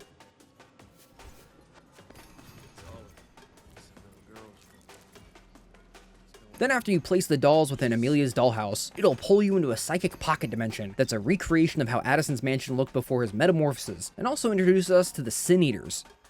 These guys won't fight back until you drop their health to 0, where they'll then explode, dealing a small amount of damage like a blood bag. The exploded material from their bodies then collapses into a psychic echo for us to activate and watch. This pocket dimension resembles Dishonored's Outsider dimension, but I think that's purely coincidence. Future Spencer here. I did not realize at the time that this was actually in the Arkane shared universe, so it's not a coincidence, it's intentional. The first echo I found was in the attic. It showed me Dr. Addison guilt-tripping Amelia into agreeing to do another parabiosis procedure.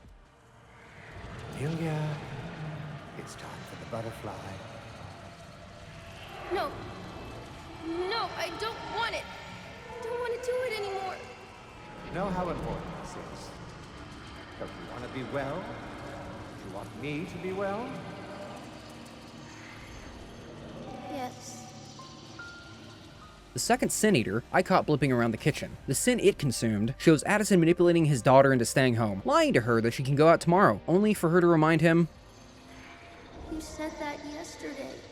The third Sin Eater can be found in the greenhouse out back, where Addison presented Amelia with a gift for her willingness to share her blood with him. Her favorite species of butterfly, dead, pinned to a box. It's dead. You killed it. Why did you kill it? I don't believe Addison did this to hurt Amelia. I really think he thought she'd like it because he's a narcissist, completely devoid of any empathy, and you will see why I believe that. And for the last one, well, I'll hold off on this one until we get to Addison's backstory. For now, we have the Hollow Man's remnant, a butterfly needle, the very same one used to take Amelia's blood. We can now access the Hollow Man's domain, but we don't know where it is yet. This next campaign mission finds the hunters trekking over to Dead Catch Records, where some cultists are using the radio equipment to broadcast a message of sanctuary for survivors, only to feed them on a silver platter to the vampire overlords. Along the way to the Records headquarters, stop by Heritage Rock Safe House, find a note left by Reverend Ava to get the Taking Back the Airwaves side gig. You will have to detour from crashing the cultist little trap for this side job, and the process of acquiring Bill's survival tips audio tape is a bit challenging, as Bill's a hardcore survivalist, and his crib is booby-trapped top to bottom. There's an achievement for collecting the tape without tripping any of Bill's traps, and I tell you what, I fucked it, because I did not know the achievement was for this mission specifically.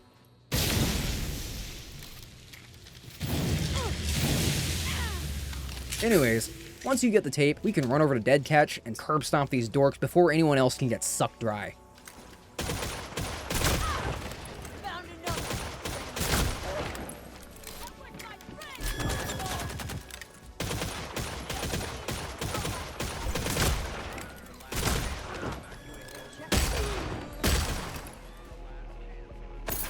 What the hell are they playing up there?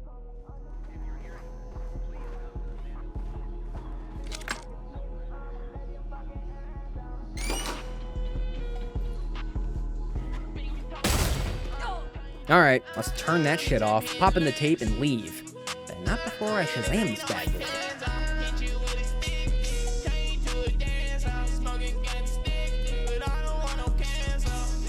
The second half of this gig requires you to rescue some hostages unlucky enough to get tricked by that broadcast down at the shipyard. I managed to do it in pure stealth with the non-stealth class and save everybody.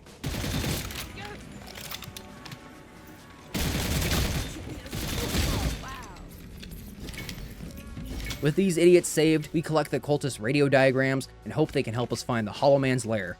Far out from the coastline is an abandoned research vessel that has an antenna we can use, and these ghouls aren't going to make the job easy.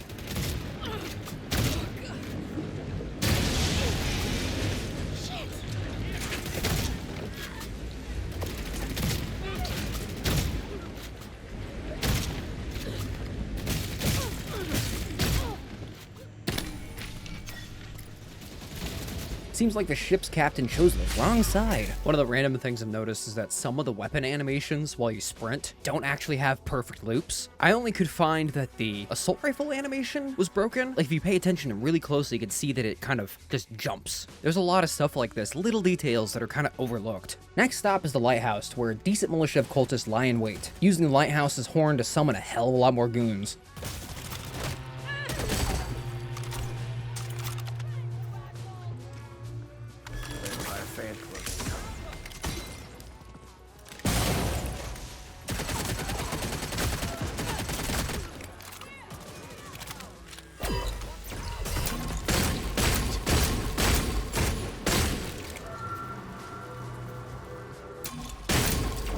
Inside the lighthouse is a spectrum analyzer that we can use to tap the Hollow Man's broadcast, and he ain't too happy about it. Enough. You just couldn't quit troubling me, could you? Lightning! What did you make me do now? The lightning is coming. He is my fury, my punishment. You brought this on yourself. Coincidentally, this was the mission where I got my favorite gun, the perfectly normal bellwether assault rifle. Just perfect timing.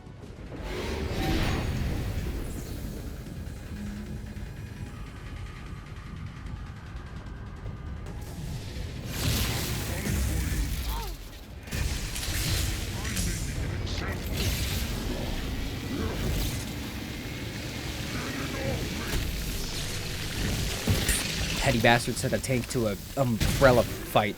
And with that, we got the doctor's location. Let's go put him in the dirt. So I'm recording this part a little later, but this is one of the coolest elder nests I found, and I never found it again. It's this cool, unique, giant spiraling library. It looks gorgeous. I'm surprised they didn't include it anywhere else in the game. Another cool part about this elder nest that I found was that it seems like Bellwether found it before me. There's tons of Bellwether corpses everywhere with blood streaks all over the place. There's a nice little touch of world building that I actually really appreciated. Then the fight was just kind of, whatever. But where was this? Why not do more like this? Are you kidding me? I just got better, perfectly normal! And surprisingly, when I booted up the game a second time, after this one crash, the game took mercy on me and actually let me keep the loot I picked up. I have no idea why, because every other time it's crashed, I have to restart.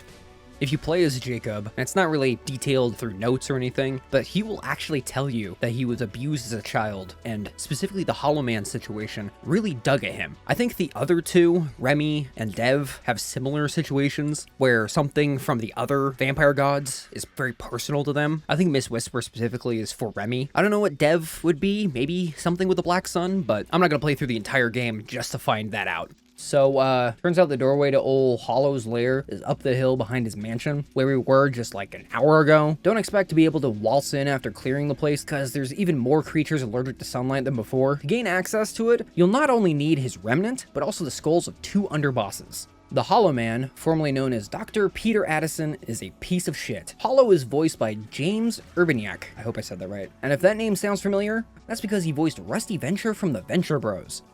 A what? An orphan? Did you say an orphan?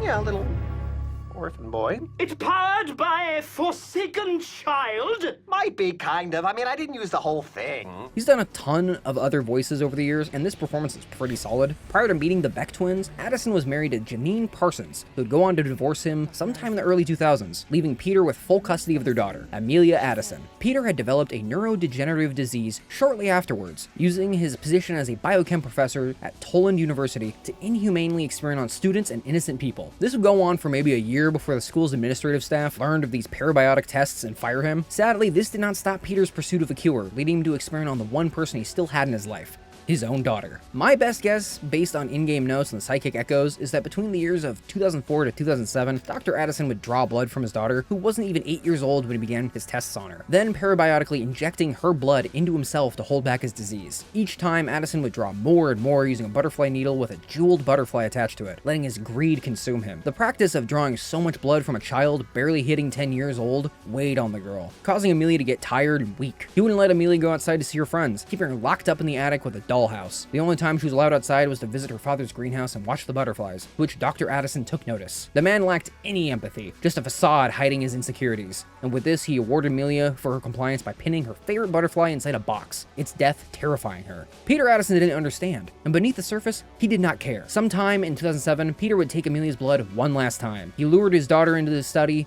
and then... Papa, I'm really cold. I can't feel my arms. A little longer. Life is finished. Amelia? Amelia! What am I supposed to do now? 7 years would pass as Addison refused to leave his mansion estate until 2014, when Claire and Charles would come into the picture and offer Addison a position at Avon as the R&D director and a possible solution to his disease, with Claire performing a parabiotic procedure to bring Addison out of his delusion. That boy Charles, that's his name. Charles Beck. It's his blood and his sister. I can't remember. His sister made him do it. I think she's his sister. It's a fog, a terrible fog. I'll leave the big reveal for the very end, as that's when you learn what Claire Beck and those other assholes did to achieve this faux godhood. If you find the audio recording on the Avon Clinic's top floor, you'll hear Addison brag about the Becks and how he used the incinerator in the basement to dispose of Amelia's remains. The bastard. Claire made this happen. She's the face of Avon. Better her than me, or brother. She'll bring in the funds, and we'll do the work. The clinic is the first step forward for us. The furnace. It's still in the basement. It's been years. Whatever's left of her is gone. The Hollow Man's fight definitely gets a 10 out of 10 for presentation, because this intro not only flows back into his origin, but it also tricks you into thinking this will be a big ol' fight. But you've seen Redfall up until now, so you should know how this will all play out. Is this what you want? Very well. You get a pretty sick character design wasted on this travesty. The Hollow Man has 3 phases, and the difference between them is pretty minor. Phase 1 has him utilizing a beefed up siphon ability that can easily be broken by hiding behind a column. He'll also slash at you and slam the ground if you get too close, and then conjure up some vampiric energy butterflies to swarm the field, but these rarely ever hit me.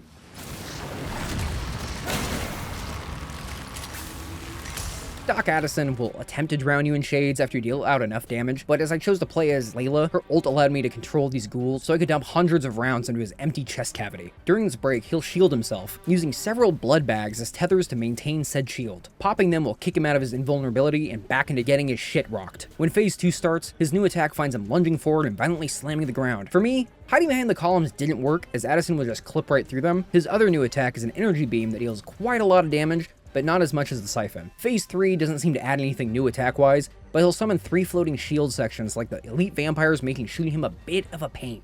This is about when I regretted my decision to run my playthrough on midnight, because goddamn does this game make you feel it at times.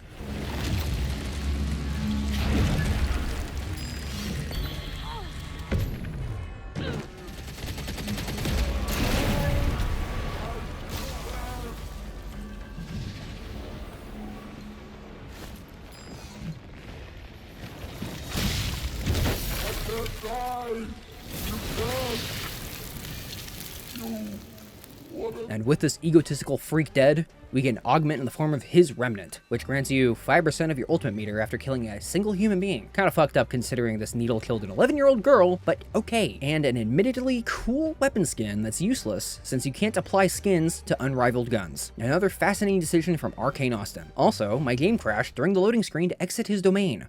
Nice. So you could do Amelia's memorial right after your visit at Addison's old mansion, but it feels more appropriate to do after you knock off her bastard of a father. This is another mission assigned by Ava, as she actually knew Amelia as the girl had attended her church before Peter began stealing his daughter's life. The Reverend tells us that Amelia left behind her stuffed toy rabbit and a card she drew at her now vampire-infested church, and we need to get them for the girl's memorial service.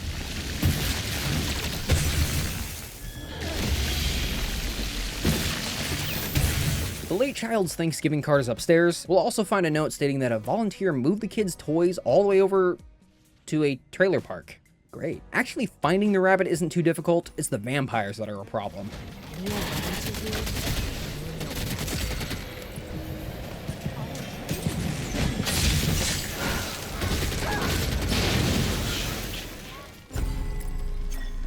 I ain't too good at this. Amelia. What happened wasn't right. And no one was there to say so. I've seen kids go through a lot. I hope they're okay. Too much. I hope they made it out. Things they shouldn't have Hey, had can you to shut do, the fuck up? I'm delivering a eulogy. see, God. or feel. I don't know where you are now, but I hope it's somewhere you feel safe. Safe.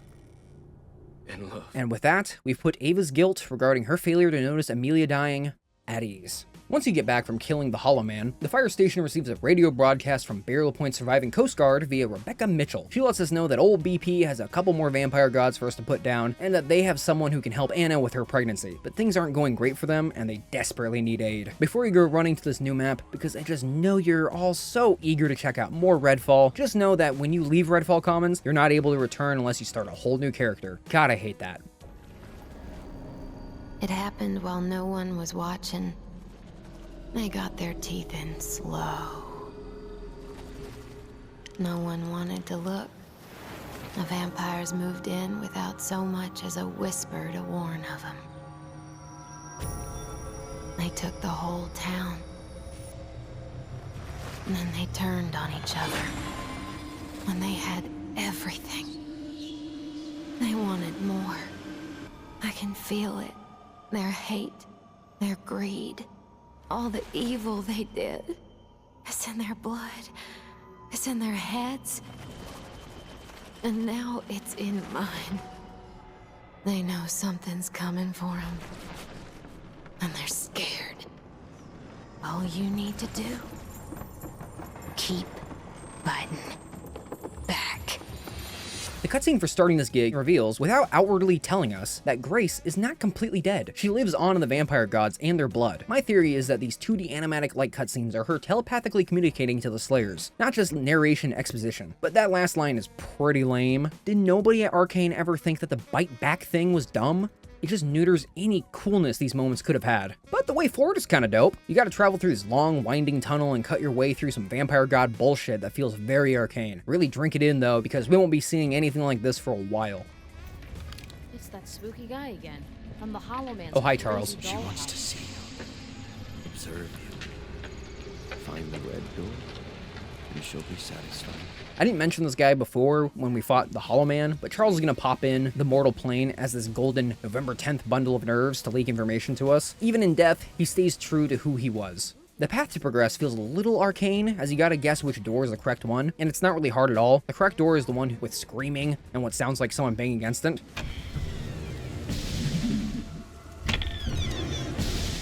Help me.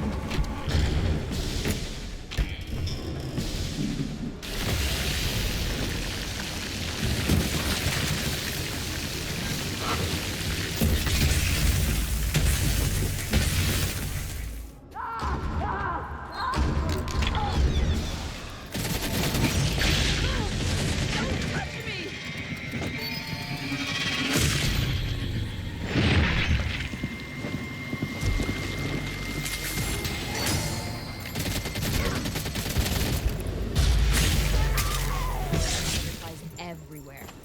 What if the keys are important?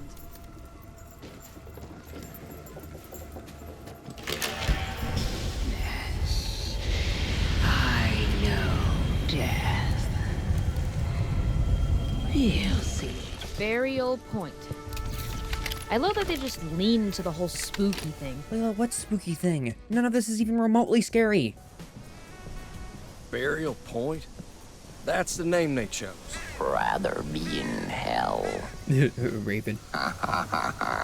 As you walk around Burial Point, you can experience Miss Whisper's pitiful attempts to get in your head, and the same set of foes as the commons. This with the repaint. When I tell you nothing new has been added to the gameplay loop with this new zone, I really mean it.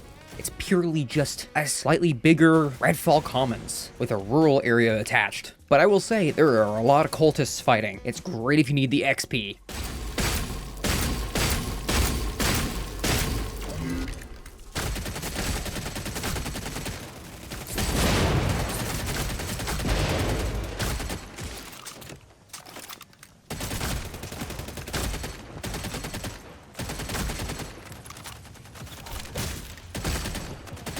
So when I first got to the Maritime Center, everything played fine. Jacob was doing his thing, it worked out great. Then when I tried doing Layla, for some reason OBS overloaded, and all the footage of me saving the place looks like this.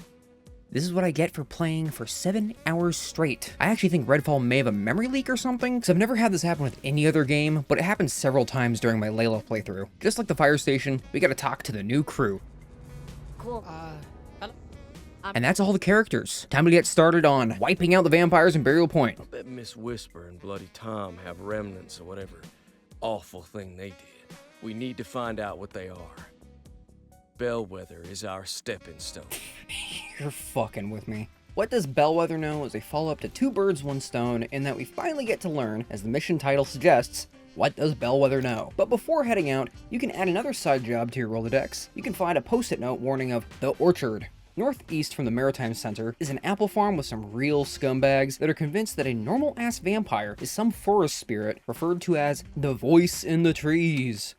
This town really likes their folktales and betraying their neighbors for literally nothing. Both of these missions are within walking distance of each other, so make sure to do both at once. Not that anyone's gonna play Redfall because of this video, and since you can't not walk anywhere, it's all walking distance. The Haunted Orchard is pretty grim. Upstairs where the red candle window is located is the final resting place for the father behind this whole deal. Right when you walk in the door, you'll find his cultist son trying to keep the tradition alive.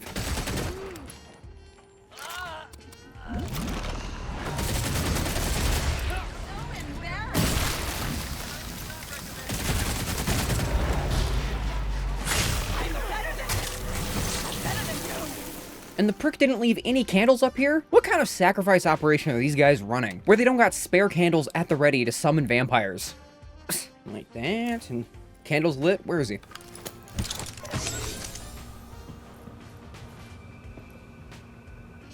Okay, guess we have to walk all the way over there.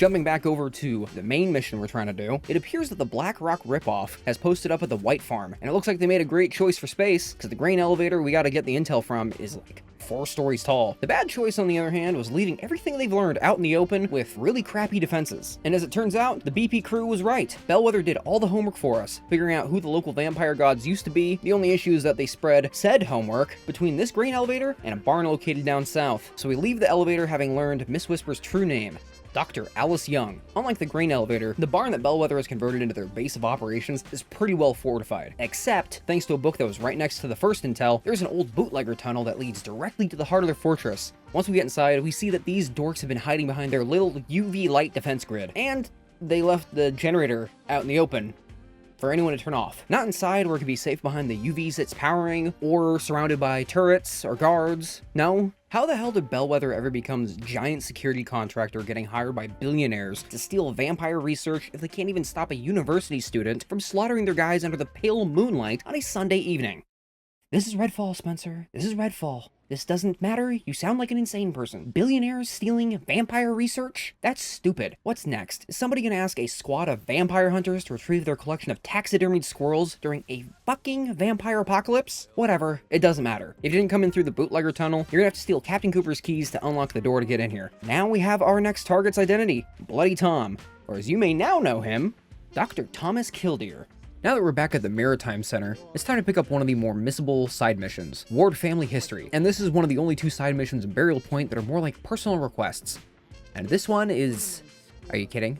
Squirrels. Fine. Okay. This one, this fucking one, grab this one. Ugh, they're starting to rot. And there you go, Connie. I hope you're happy. Little guy. Oh, thank you so much. I appreciate it. I hope you took what was in storage. And I think your subtitle's wrong. Should get that fixed.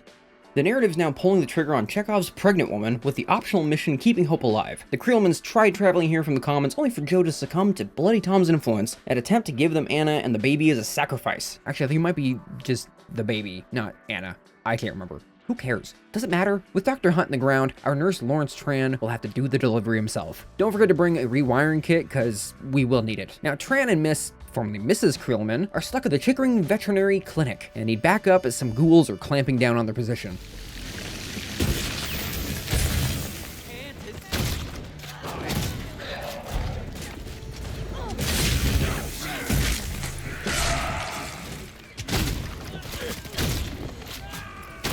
After ignoring Tran and looting everything in the clinic that isn't nailed down, the power goes out, and that means running damn near 2 miles to the power station to get everything back online. Be prepared, there's gonna be not a lot actually. There's a lengthy gap between each wave of cultists and vampires, but when they do show up, these dweebs don't stand a chance, they just run in a straight line. Even the elite special was a pushover.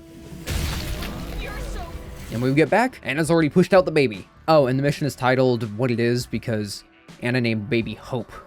Yeah. Birdwatcher is our other personal request mission in Burial Point. Nurse Tran left a birdwatching guide with a special note from his late mother written inside. What's with all these doctors we're meeting having family trauma? He left it in a small, mini library house in Brighton Bay. This was not meaningless, as his intentions were very good. He left it hoping more people would get to enjoy something his mother loved so dearly. But when we get to this mini library house, some dickhead cultist has already taken the guide and did so with some truly evil intentions, using the guidebook to more efficiently hunt the aviary population. In a fucked up twist, Tran's hope of inspiring people ended up in the hands of a real psycho. But lucky for us, his gross apartment is very close by. And he left a note literally telling us where he was gonna be. Huh. Well, looks like he fell off and died on impact. Good riddance. Stupid. And after returning the guidebook, you can read the note Tran's mother had written, and I won't lie, it actually got me pretty good.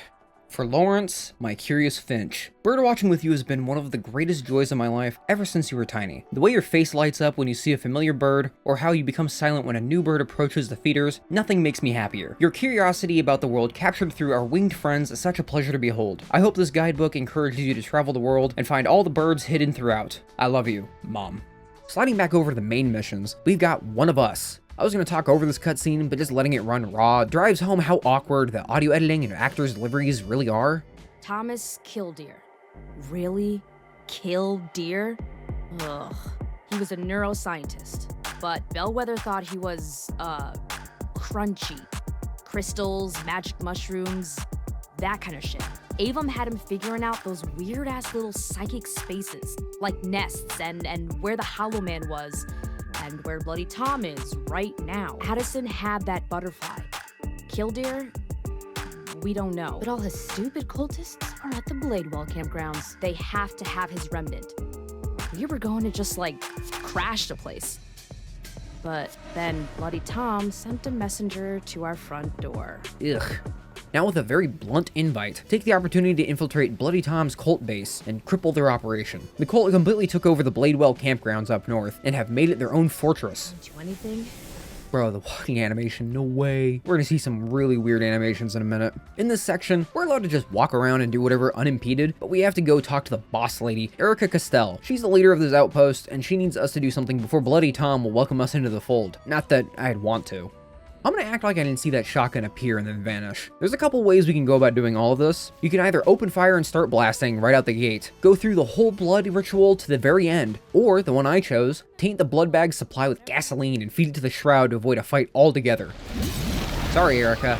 I don't play nice with psychopaths. Time to see what Bloody Tom is guilty of. But first I gotta save some people who are probably just gonna get eaten on the way to the Maritime Center. Bloody Tom's psychic space is definitely bloody.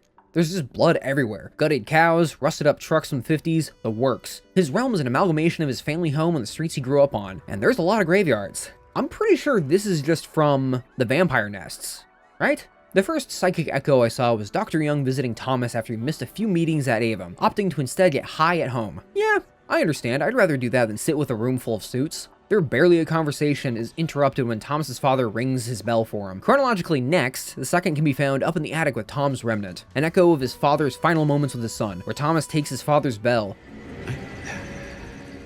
Thomas! Thomas! Tommy! Please! The third was outside, the echo taking place not long after Father Killdeer's passing. Connie, of all people, approaches Thomas, giving her condolences for the old man's death, only for Thomas to brush it off. Now let's leave this evil-ass place. Oh, I don't think Tom's happy about our trip to his little special place, because he sent one of these dorks to try to slow us down.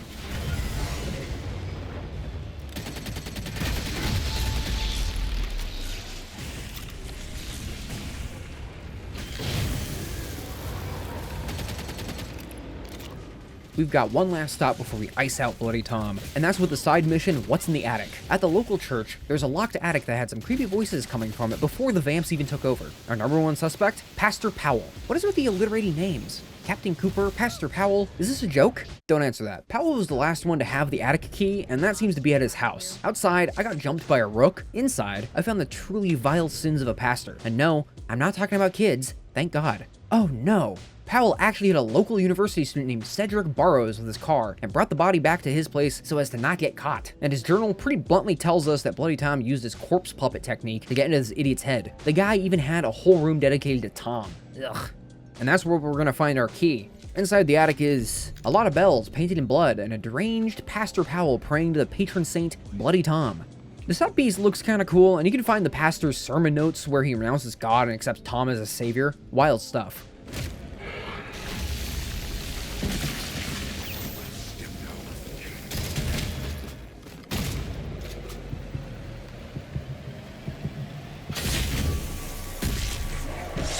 And then also, this room was in the trailer filled with other vampires. I wonder when this mission came into the picture then. So while the Commons only had the one boss, the Hollow Man, Burial Point has 3, with Bloody Tom being the first one I staked. If you choose Layla, she reveals that her father was also terminally ill, so Tommy's sin is personal for her. But these line readings? Ugh. Killdeer's dad was sick too. He needed help, but Killdeer made it all about him. It was inconvenient. So Killdeer just let his own dad die. They think they can do whatever they want. Well, Connie knows where he lived. I can take the bell back there. I'm gonna ring that bell so he can hear it. Get your ass over here, Bloody Tom. Yeah, I don't know if that's the take I would have used, but fuck it. Like the Hollow Man's mansion, Killdeer's home is trashed. Unlike that place though, there's an absence of annoying vampires and cultists, so we just walk right in. Before beating Tom's ass, let's talk about him. Originally a researcher at the infamous Avum Therapeutics, neuroscientist Thomas Killdeer was a callous and selfish man who very easily bought into the greed and power promised by the Beck twins. Old Tommy is voiced by Keston John, who has also voiced Mackenzie Carver in the Call of Duty games and has several credits in movies and TV like Avatar Avatar The Way of Water as Tarsum and the Owl House as Darius. Keston elevates a role that I felt was often underwritten, considering Bloody Tom's origin, with his role on Owl House being a prime example of his talent. I was scheduled for some me time today, so hand yourself over before things get nasty. I know they can hear me. I know you can hear me! Heber, help me out here. Back to Redfall, years prior to the Becks, Thomas would go to Peru and experiment with ayahuasca, believing it had unlocked a powerful part of his mind. He would try a lot of psychoactive hallucinogens like psilocybin and DMT, hoping to reach a higher plane of consciousness or some new age shit, but nothing was ever good enough. This addiction was going on all while Kildear's father was elderly and ill, bedridden and incapable of taking care of himself, and thus demanded much of his son. Kildear Sr., who was also voiced by James Urbaniak, if you couldn't tell, would ring a bell to alert Thomas whenever the man needed assistance, often interrupting Thomas's drug-fueled psychic meditations. I need to refine my process. I need to... Thomas! I need to... Tommy, I need you! I need to focus. It would be a few years before the Becks showed up, offering Thomas the opportunity to further his research into the psychic realm at their budding pharmaceutical company, Avum. It would be here that Thomas would meet Grace and use her blood to trip out, not fully understanding what his mind was actually tapping into. The higher states of consciousness are open to me. The blood is with me. Simple objects are imbued with intent. They create spaces inside the mind. They create entire worlds. I can create something transcendent. Yes. I remember the shadow. I remember the shadow moving across the wall. I will capture it. It will whisper its secrets to me again.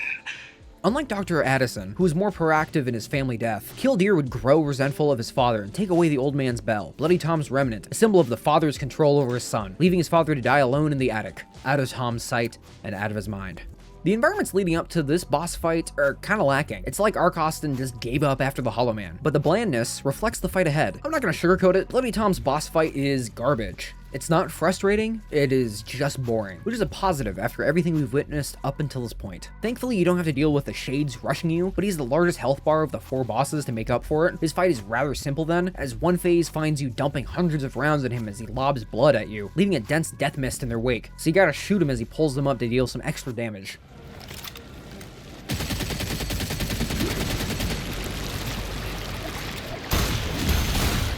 When you get his health down enough, Tom switches to summoning blood amber swords that he'll slash at you if you get too close. But that rarely happened during my fight. Instead, when you get outside of his melee range, he'll throw those swords at you. Much like the vampire slashes that I've complained about prior, these blades have huge hitboxes that cleave a large portion of your health, even if you clearly sidestep them.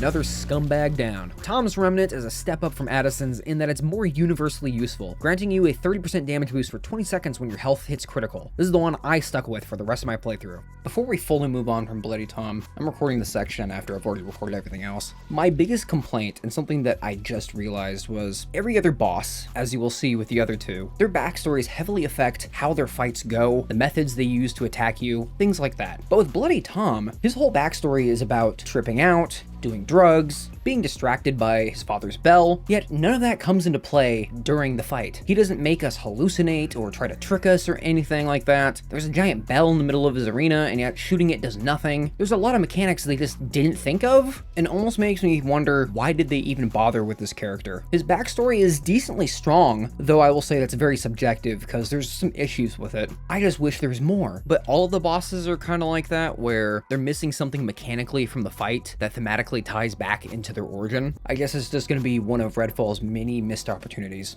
The Lost Unit is a pretty hidden side mission dedicated to stomping out Bellwether's pathetic presence in Burial Point, requiring you to climb through this window in an abandoned house. The place used to be a cultist hideout until Bellwether raided it. Now the unit is holed up in some cavern half a mile away. I think it's dumb that this pseudo-private military outfit keeps deploying small squads of contractors instead of establishing a full-on base. But as we've seen, it sure ain't easy trying to bring in more troops by helicopter while also dealing with thousands of vampires and a couple of vampire gods. Inside this cavern, you're going to be met with plenty of traps, vampires, and a lot of dead Bellwether cronies. From the looks of it, this is the most progress they made fortifying a single location before getting wiped. Navigating these caverns is interesting, requiring you to clamber around the cave walls in pursuit of the now deceased squad supply crates. Finding their logbook reveals that their plan was to attack the Bladewell campgrounds only for the nutcases, as they called them, to attack back and overwhelm the whole outfit. What a not tragic fate, actually. Fuck them. So it was around this point that I'd been playing Redfall continuously since What Does Bellwether Know, creeping up on 6 hours when the game began to come undone. The stuttering got worse, with each burst consuming more and more frames each time, and then this happened.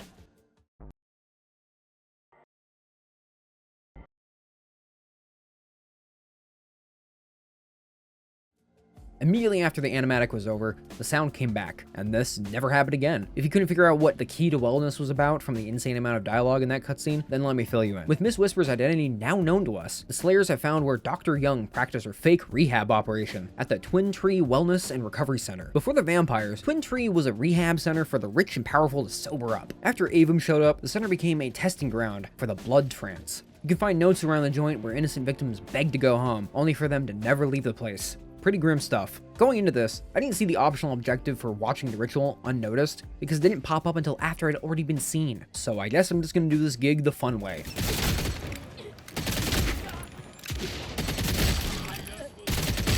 The real task here is to Kirk 3 vamps channeling their energy to create a barrier around Miss Whisper's psychic space doorway. That way we can actually get inside. On top of the 2 missions we already have, there's a third that involves the rehab center given to us by Tran, called Dr. Young's Projects. Let's rewind a bit. Nurse Tran used to work alongside Alice Young at Twin Tree, witnessing firsthand the cruelty Young was cooking, and wised up, leaving the place in his rear view. Now, the guilt of just leaving and not stopping Dr. Young when he had the chance has hit him hard, and now he wants us to help tie up some loose threads. In Dr. Young's old office is a safe containing documents on 3 patients, and Tran needs us to make sure they're okay. And knowing Redfall, that is some wishful thinking. Let's snap back to the current time. Burial Point is down several vampires and cultists, and we have those documents. Time to cancel his rehab session and find that remnant. Oh, great. Bellwether's arrived.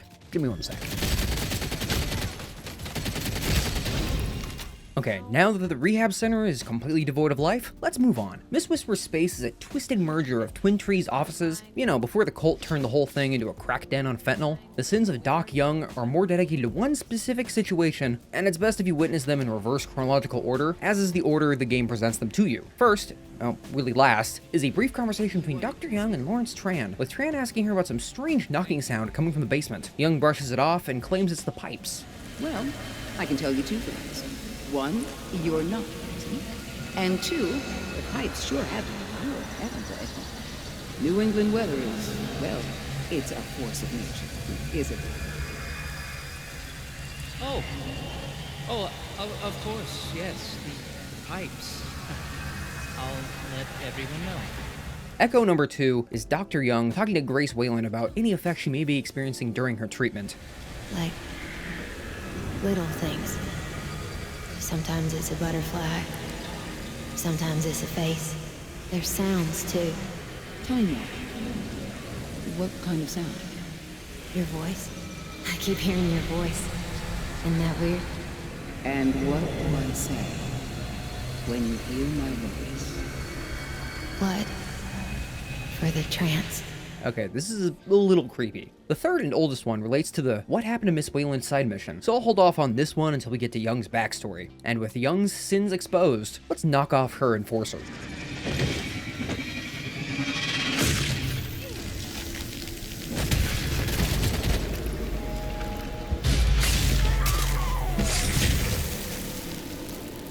Whisper's remnant is the key she used to, well, you'll see. One of the things I didn't notice until way too late was that all the vampires' designs are actually deliberate. All their lines, all the dialogue, it all feeds back into that kind of way too damn rich, spending your money on designer bullshit. All the vampires come from Miss Whisper, well actually Dr. Young's rehab clinic. That's why they all look like they're wearing that high fashion runway kind of look, and they all say these like, oh my god kind of lines. Can we act like I didn't say that? Now it's time to continue with Dr. Young's projects. Patient numero uno is... Bloody Tom, didn't I just kill your ass? Our first patient is Royce Ellery, and by the looks of his house and the cult's presence, I don't think the guy is doing too well. Ugh. Royce's journal was left out on his bed, informing us of how easily he bought into Young's treatment plan, and ultimately becoming a blood bag. Subject 2 is Thomas Sands, and lucky for him, we showed up right as the cult was about to take him away.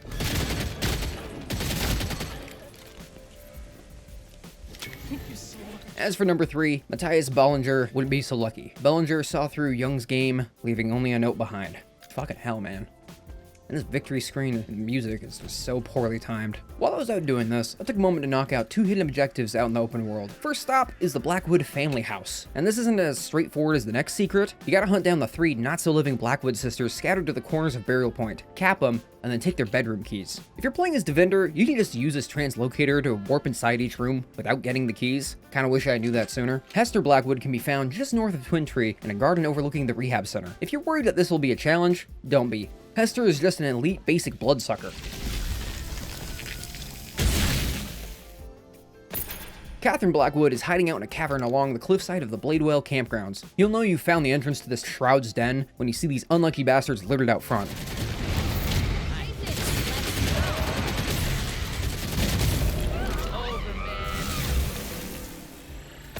Last on our hit list is Agnes, who is also hiding in a cave out west near a Salem's Lot reference. Agnes is a beefed up angler, so be prepared to get grabbed and sucked on against your will.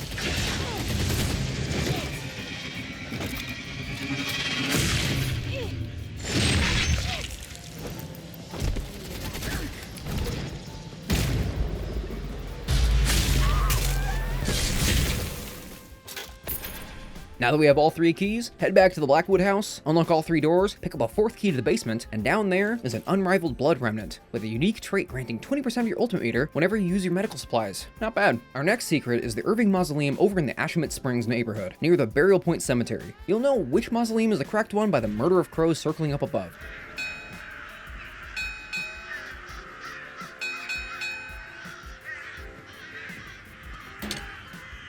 Down below are plenty of blood bags and an elite siphon named the Burrower.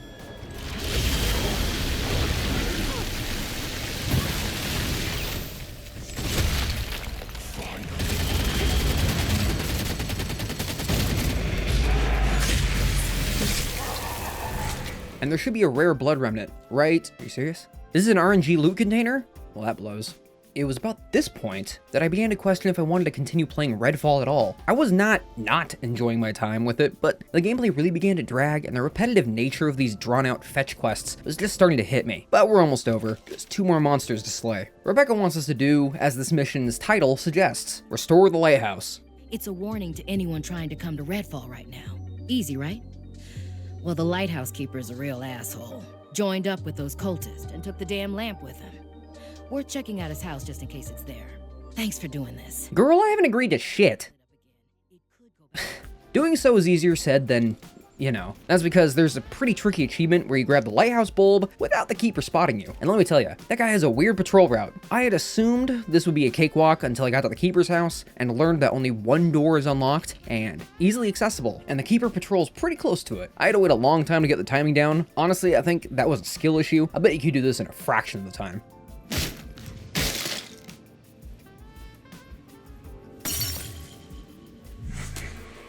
Bulb in hand, and an achievement down, I doubled back to try and feel something. The Keeper wasn't much of a threat, but it's a Shroud, and their combat strat is pretty lame.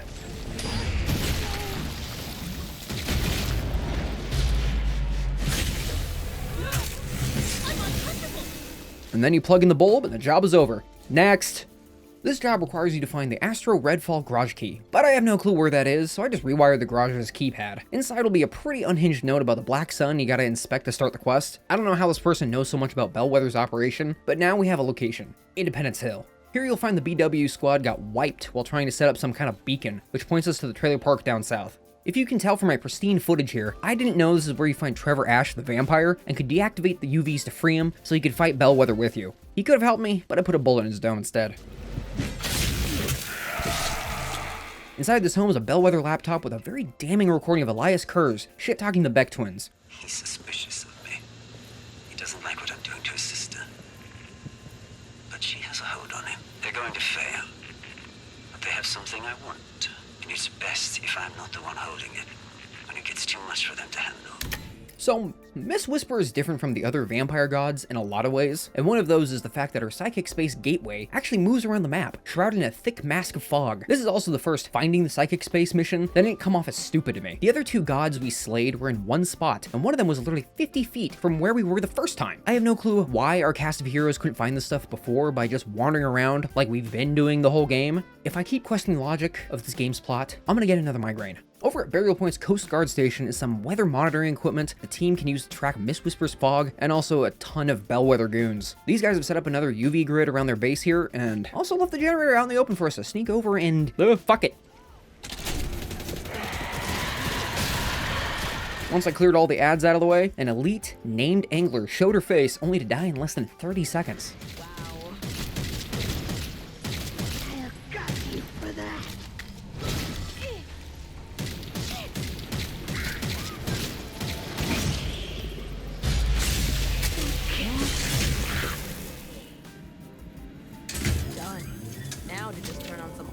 Tech in an abandoned building with some spooky-ass woods probably filled with cultists. Layla, I could not have said that better myself. But before we leave, Bellwether left a ton of loot in the Coast Guard's basement armory. The annex we gotta go to is way out in the boonies, and as Layla just said, it is surrounded by vampires and cultists. On my way to this nexus, I faced what I would consider the best combat scenario in my Redfall playthrough, when the forest fog got real dense during the night and I had to stare down vamps and blood bags flanking me from all sides.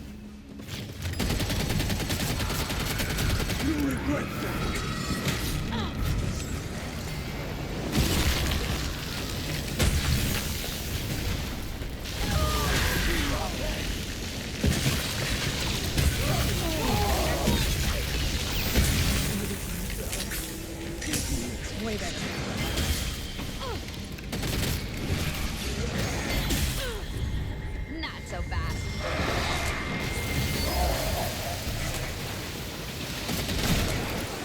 And at the very end,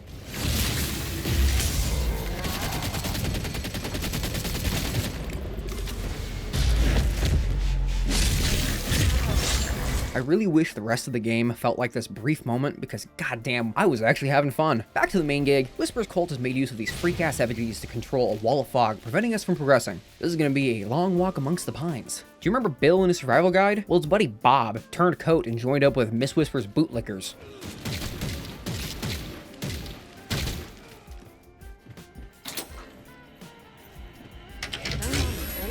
And with the meteorological annex's equipment activated, we can triangulate Miss Whisper's psychic door and finally get her ass. Oh, come on. I hate this fucking site. There, God. The actual path through a door, thankfully, isn't much of a challenge like the others. I only had to deal with that one watcher and that's it. I didn't say anything before, but why is there a chain sound effect for entering these psychic spaces? You could justify it before with Bloody Tom's door being held up by a crane, but the others? I don't know, it feels random. Alice Young's personal space is a recreation of the Avon Therapeutics labs, and there's an echo where we find Dr. Young and Dr. Addison gaslighting Grace into giving even more of her blood. I don't know. I don't think... I'm not sure. Wasn't it enough last time? Unfortunately, no. I understand you're having some concerns around this. I also understand you're in a lot of pain. But it will only be for a few hours while we run some simple tests. My dear, don't you trust us? We have your best interest at heart. We can do so much good for the world if you'll let us. I do, but When you wake up, we'll go sailing together. I promise. all right. Okay. Thanks, Chuck. Thank you. You'll feel a little chill, then you'll just drift off to sleep. We'll be here when you wake up.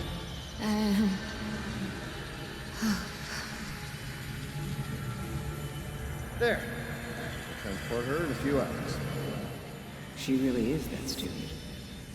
How long will it last? Indefinitely, if need be. We don't need to extend this any longer than what is absolutely necessary. Relax, Charles. Just keep her alive this time. And what is that supposed to mean? You know exactly what. Hurt somebody. Besides everybody. But who was she? Why did they do that? Layla, with every note we've read and every echo we've seen, I'd think you'd figure this out by now. There's a ton of moments like this throughout the game where the protagonists seem kind of oblivious to what information we're picking up. I don't know. Alright, boss number 3. Former AVM executive and researcher Dr. Alice Young, aka Miss Whisper, is voiced by Deborah Wilson. I actually caught her voice immediately because, if you don't know, this woman is a voice acting legend, and I really mean that. Wilson has provided her voice to Clone High, The Owl House, Doom the Dark Ages, Star Wars Jedi Fallen Order, etc. And another vampire game I know her from, the narrator from infamous Festival of Blood, and also from Wolfenstein the New Colossus, but that's not the point. Do you mind?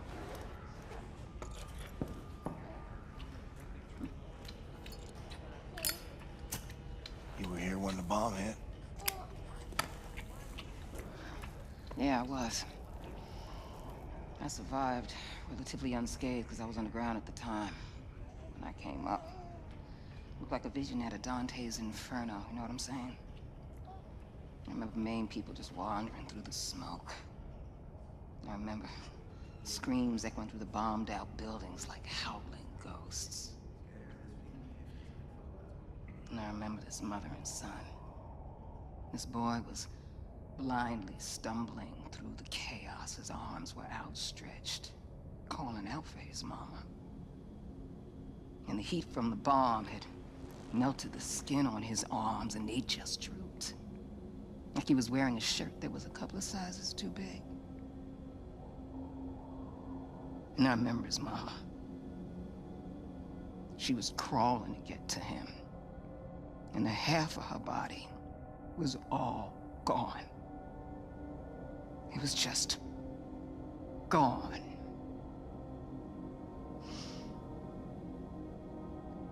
What are you thinking in a moment like that? When you know you're losing everything you love.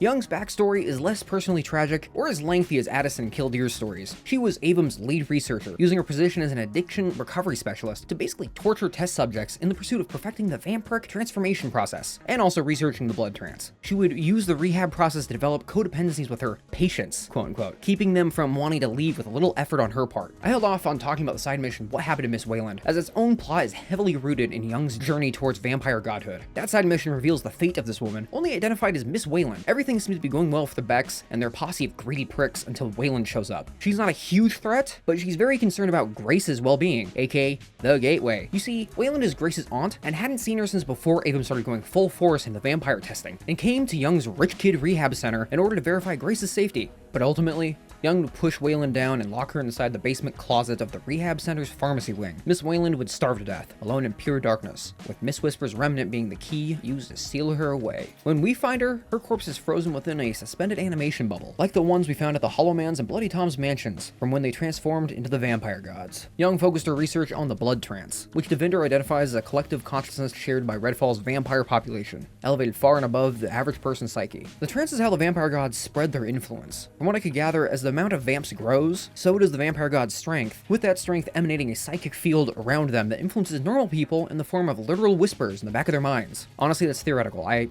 probably wrong. The Hollow Man did this through his numerous radio broadcasts, Bloody Tom used these corpse effigies, and the fog carried Whisper's voice to her victims. I'd say this is another concept I liked. It feels rather Lovecraftian, and I wish that Austin spent more time leaning into that more eldritch and cosmic design philosophy hinted at in the world building. When Redfall started falling to the vampires, Bellwether sent in a small squad under, at the time, confidential orders. Within this squad is the future vampire slayer, Jacob Boyer, who happens to run into Miss Whisper. I couldn't find anything that explained exactly what happened here, and Jacob doesn't really elaborate. The game just says she wiped out his squad and, going off the other Dr. Young lore, experimented on him, granting Jacob his vampiric eye and leashing him with a spectral raven. After Jacob escaped Miss Whisper, she took over a portion of Burial Point. And that should bring you all up to speed on this sociopathic bitch. Now let's get into the best boss fight in Redfall. I'm not just saying that because it took me less than whatever time's on screen. Miss Whisper's arena is still rocking the aesthetic of her previous psychic spaces, and this is the first boss fight that makes use of an open world mechanic. I didn't bother talking about every neighborhood mission because they're repetitive, but there's this one activity where we shoot targets on an effigy to burn it down, and that is used here. When you do enough damage to Miss Whisper, she'll conjure an effigy for us to blow up while she hides.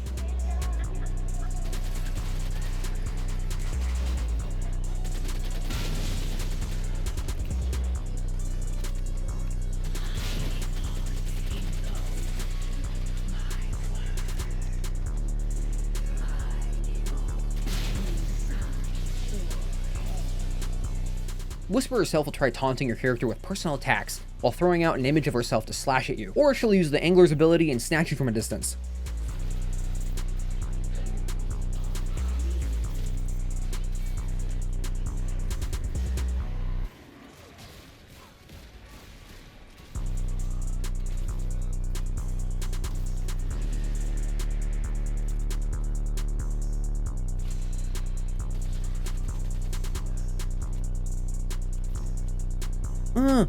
I like the move, sucker. Oh shit.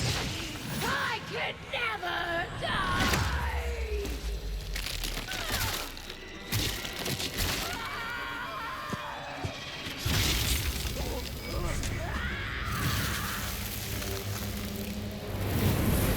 No more whispers. Miss Whisper's Remnant grants us a 15% damage boost when killing an unaware enemy for 10 seconds. That is garbage. At least we got this cool stake out of it, the very same piece of her tendrils we used to put her down. Oh, and I got stuck in an infinite loading screen when I tried to exit. I was just saying such nice things about you, Redfall. Why'd you have to piss on my shoes like this? Now we're in the endgame. These poses really don't help the cringe allegations, guys. Ugh. Festival is one of the missions I remembered the least, which seems crazy because this is the penultimate mission. The first half is an intense raid on the festival grounds, and the second has you doing a world tour around the map. And since all the other gods are dead, there's now going to be Black Sun cultists running around the fairgrounds, but they don't have unique designs. They just look like the other cultists. Maybe I'm blind or something, but to me, they just all look the same. Let me just get the appropriate gear on before we go apple dunking or whatever.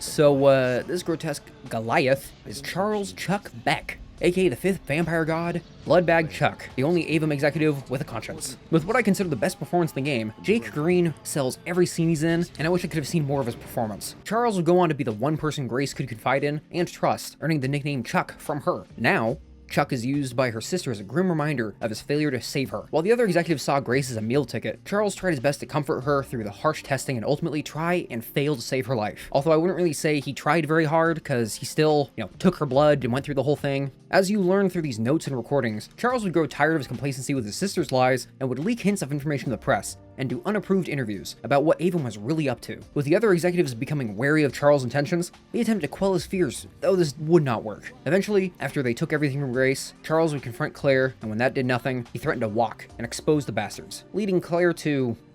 well... Sadly, this is not where Charles' story ends. Following the metamorphosis of the vampire gods, Charles' corpse is mutated into this ginormous blood bag for Claire's personal use. Stay. Look. I want you to see me like this. Yeah, Chuck, I can definitely see ya. The task at hand is pretty simple. Hit these 3 locations and find Claire's remnant. Last door I went to was the first chronologically, so we'll start there. Located at the top of a parking garage, there were a couple of vamps I had to stake before moving forward.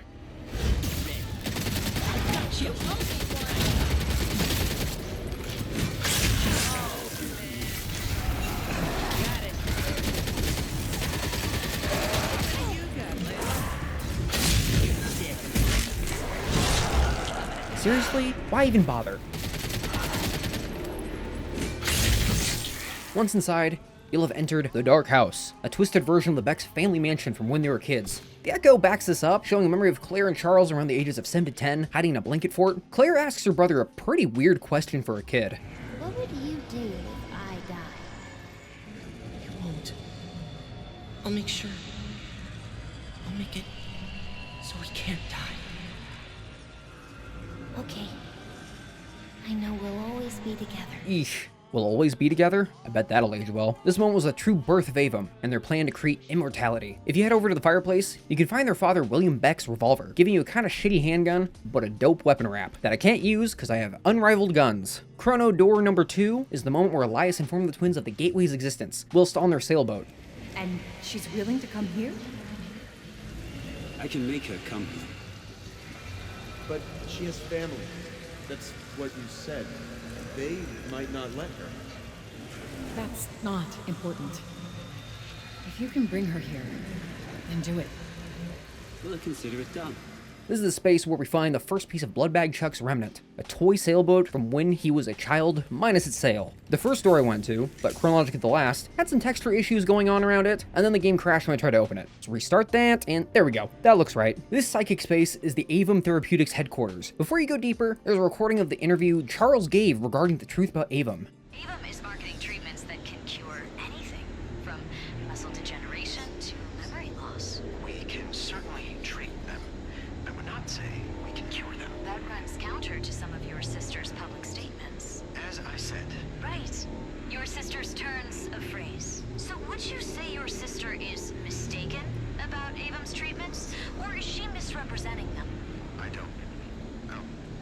Well, that's not. You might not feel responsible for her statements, Mr. Beck, but many would say Avum is. What does that mean? Avum has recruited heavily over the past 3 years, but there are several ongoing legal disputes with former staff. Several are alleging that Avum has grossly misrepresented its progress to its investors. Some are even alleging fraud against investors and patients.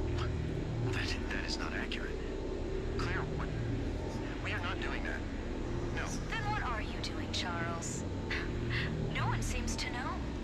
This space also has two echoes we can view, with the first being in the conference room. Elias and Claire confront Charles about the interview he gave. At the very end, Claire alludes to the final decision these scumbags made. We haven't tried everything. I have an idea. We just need everyone on board. We just need to deal with this before it all goes to shit. In the second echo, Charles finally stands up to Claire, sending her into a rage. A badly animated rage, but it's there.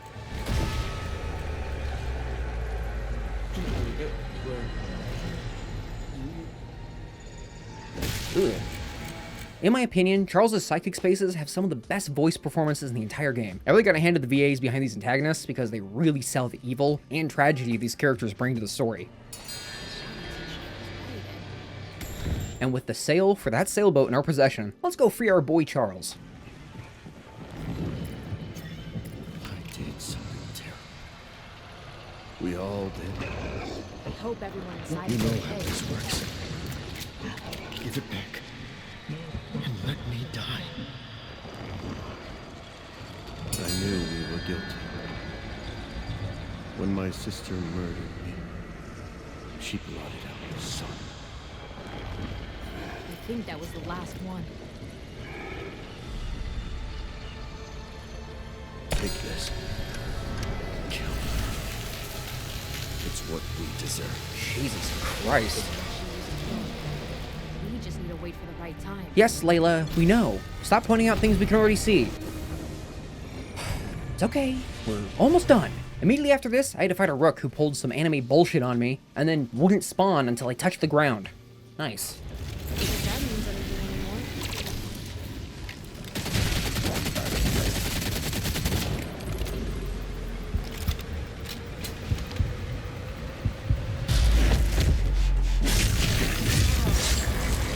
Two rich white kids who always got anything they wanted.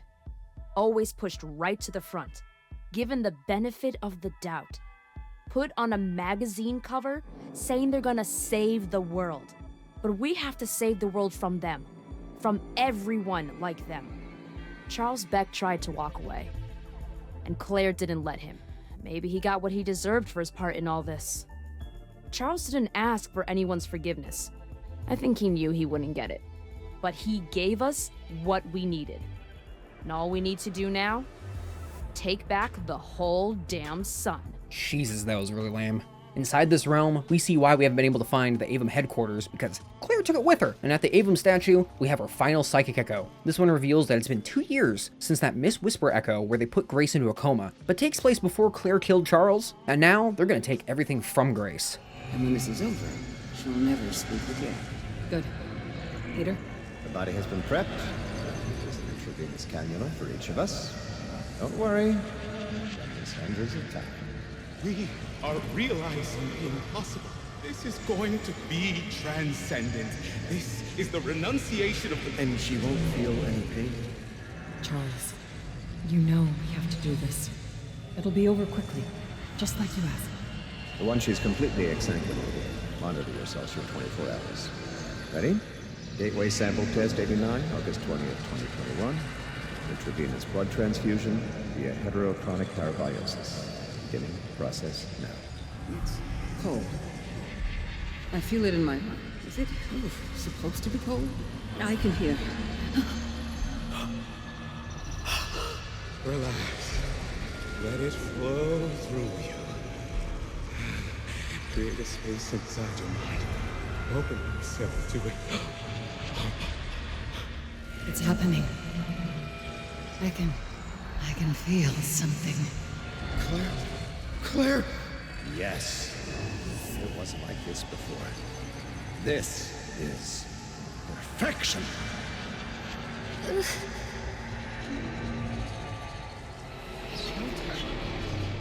Everything from her. Yes, Layla, I just said that. Alright, time to talk about the Black Sun. Claire Beck, now known as what I just said, is the co-founder of Avum Therapeutics alongside her dearly beloved brother, Charles. Claire is voiced by Morla, I'm gonna fuck this up, Gorondona, who only has a couple VA credits, but you may know her from She-Ra, X-Men 97, both Death Strandings, the Mars Express English dub, which I thought was pretty good, a couple civilian voices in Infamous 2 and Festival of Blood, among a few others. It's a shame that Gorondona didn't get to flex her talent more since Austin shoved the Black Sun to the very end of the game, but maybe that was the point. I'm gonna step outside the world of Redfall real quick and talk about Claire and Avum's real-world inspiration, Theranos. I bet you remember this. Tying back into what I said towards the beginning, Arkane Austin drew inspiration directly from the story of Elizabeth Holmes, who at her peak was worth $4.5 billion, while Theranos was evaluated at $9 billion during their peak in 2013. Holmes used her blood testing company as a front to defraud investors to the upward sum of $945 million. I don't gotta say allegedly, as she was found guilty in early 2022. Elizabeth's fraud exposure actually happened in 2018, shortly after Redfall is assumed to have begun pre-production. Holmes also had a former partner named Ramesh Sunny Balwani, who briefly acted as Theranos' chief operating officer, or COO, before splitting from both the company and Holmes herself in 2016. But based on the way Claire's brother is written and portrayed, I highly doubt he was used as inspiration for Charles. If you want to learn more about Theranos, because the story is pretty interesting, there's the HBO Max documentary The Inventor Out for Blood in Silicon Valley, and ABC's 2020 documentary that both do pretty good jobs of covering Holmes' bizarre stint in the for-profit healthcare industry. There's also several YouTube videos you could probably find. The big difference between Claire and Elizabeth is that instead of getting caught by the SEC, Claire managed to evade any consequences for her corruption by transforming into the most powerful vampire god. If Arkane Austin had just waited a few years, they would have had some incredible material to work with. I touched on the rise of the twins and Avum before,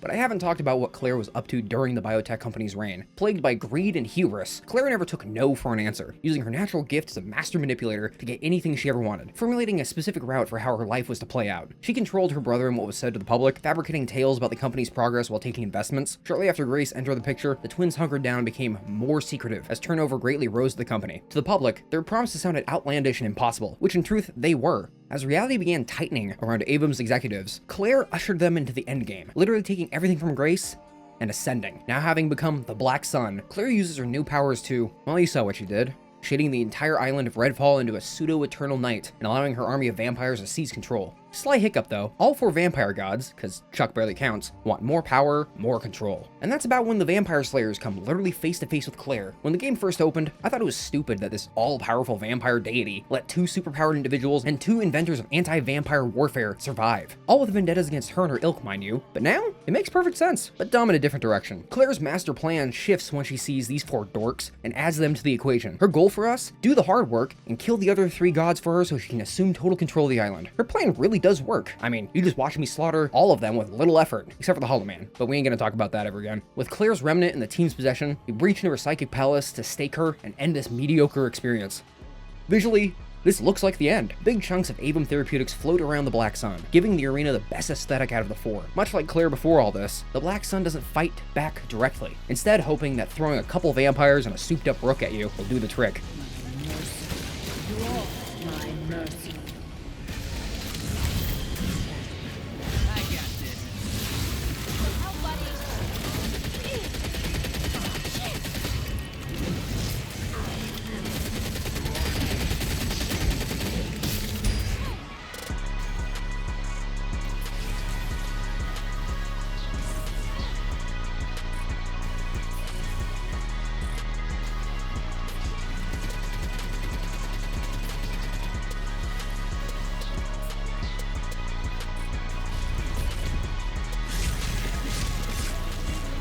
having players evade the Nosferatu as you break nest victims, severing the sun's source of energy before driving the final stake into her coffin.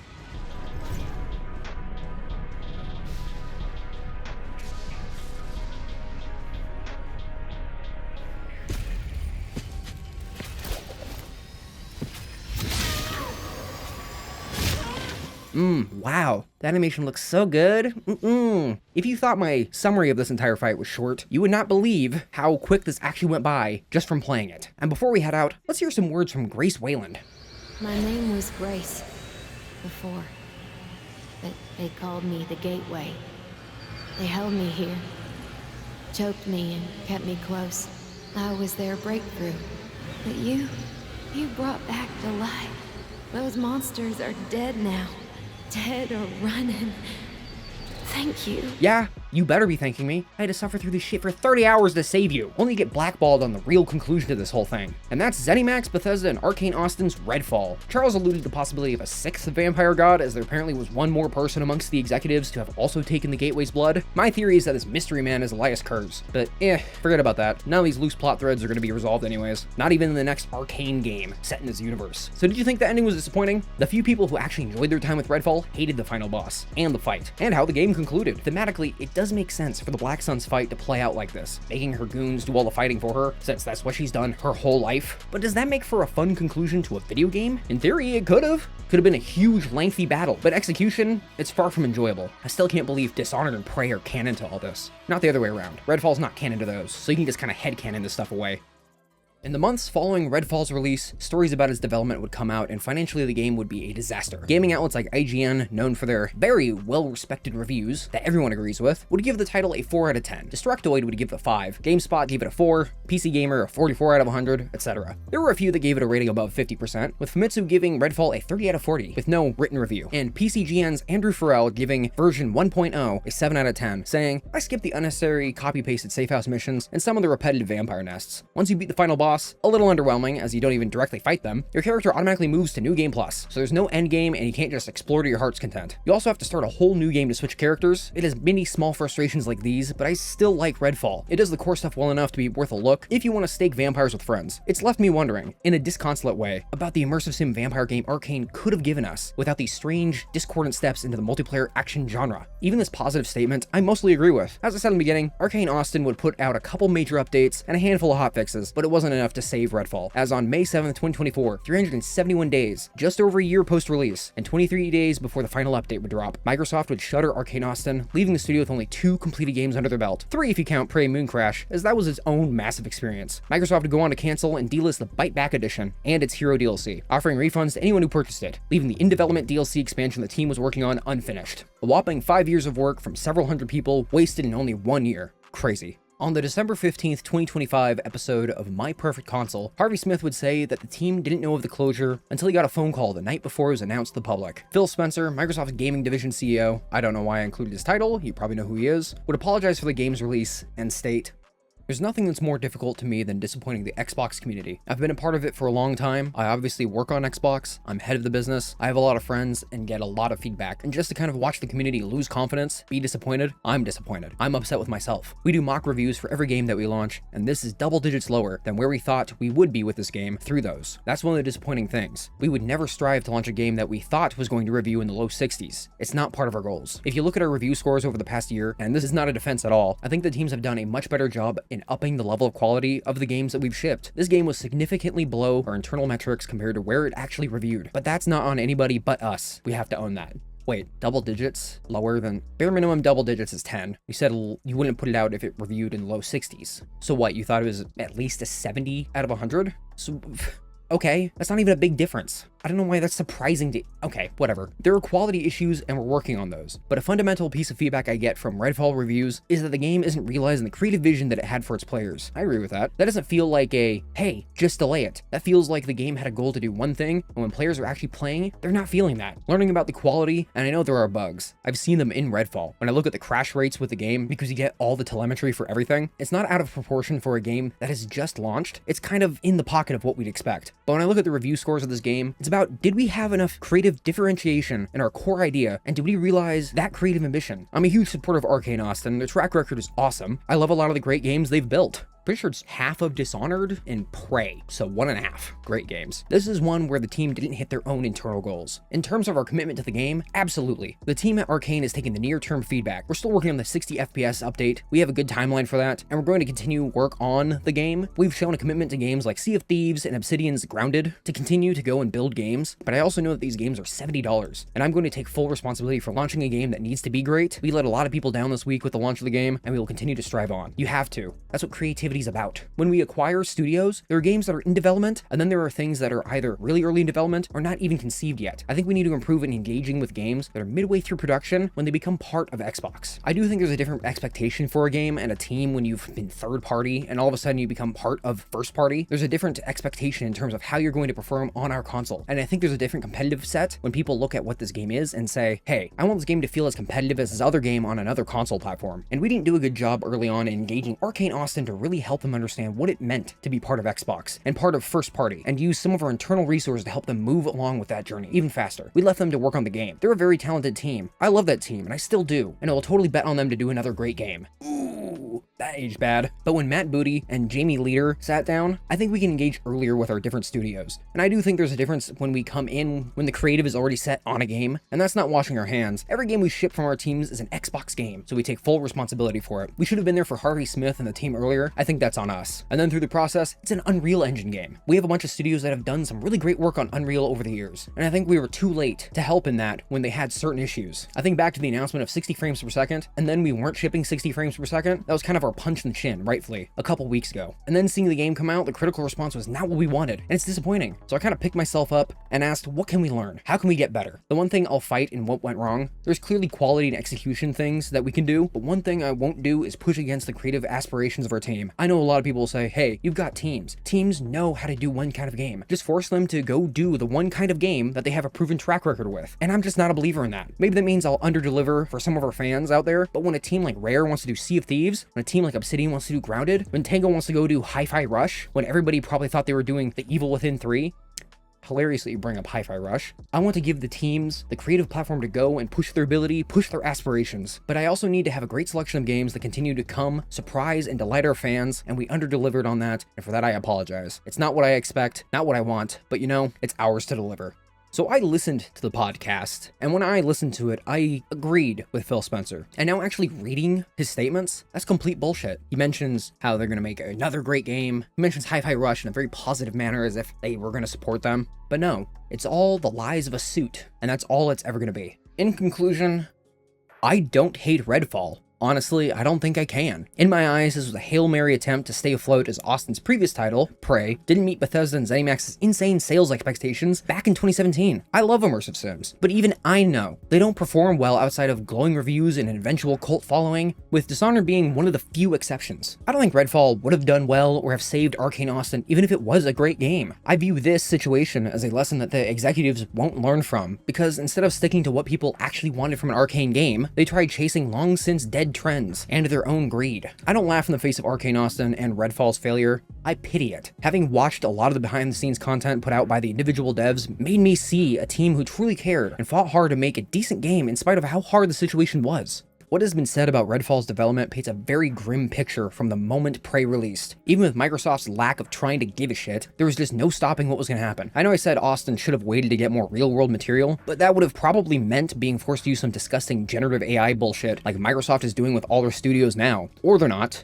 Or they are. It keeps flip-flopping. Who knows? At least this thing was made with real hands, unlike the next Halo game. As a video game, it's fine if you just want to blast pale skins into dust in small bursts, but honestly, it gives me the same feeling as something like Fortnite. Just empty calories in video game form. The map is littered with tons of little props and shit to pick up, but it feels rather hollow. But I don't know if that is necessarily a bad thing since, well, you know, vampires took over everything. The missions you can take on are basic. The main cast of protagonists, the characters that you'll spend 90% of your playtime with, are all so badly written that I couldn't believe that anyone from Dishonored even worked on this. I bet it'd be better with some friends, as most games usually are. So if you can convince a couple people to pick up Redfall, make sure you don't pay more than $5 a copy so the mediocrity doesn't hurt as bad. But there's also a lot of other better games out there you should invest your time into. I don't know which of the 4 names listed in the cut content Google Doc are PB658, but I like to think Crunch, Moth, Kita, and Velden. gentlemen, for putting the unreleased details of Redfall together. What you found was very insightful to the game's rocky development, and I don't think I've seen anyone else really talk about it. My goal with this was to make this retrospective as comprehensive as possible, and that wouldn't have been possible without your research. This entire script was north of 23,000 words, goddamn. So again, thank you for all the work you've done. I really appreciate y'all. And here's a hint at what's coming next. Okay, shut the fuck up, all right?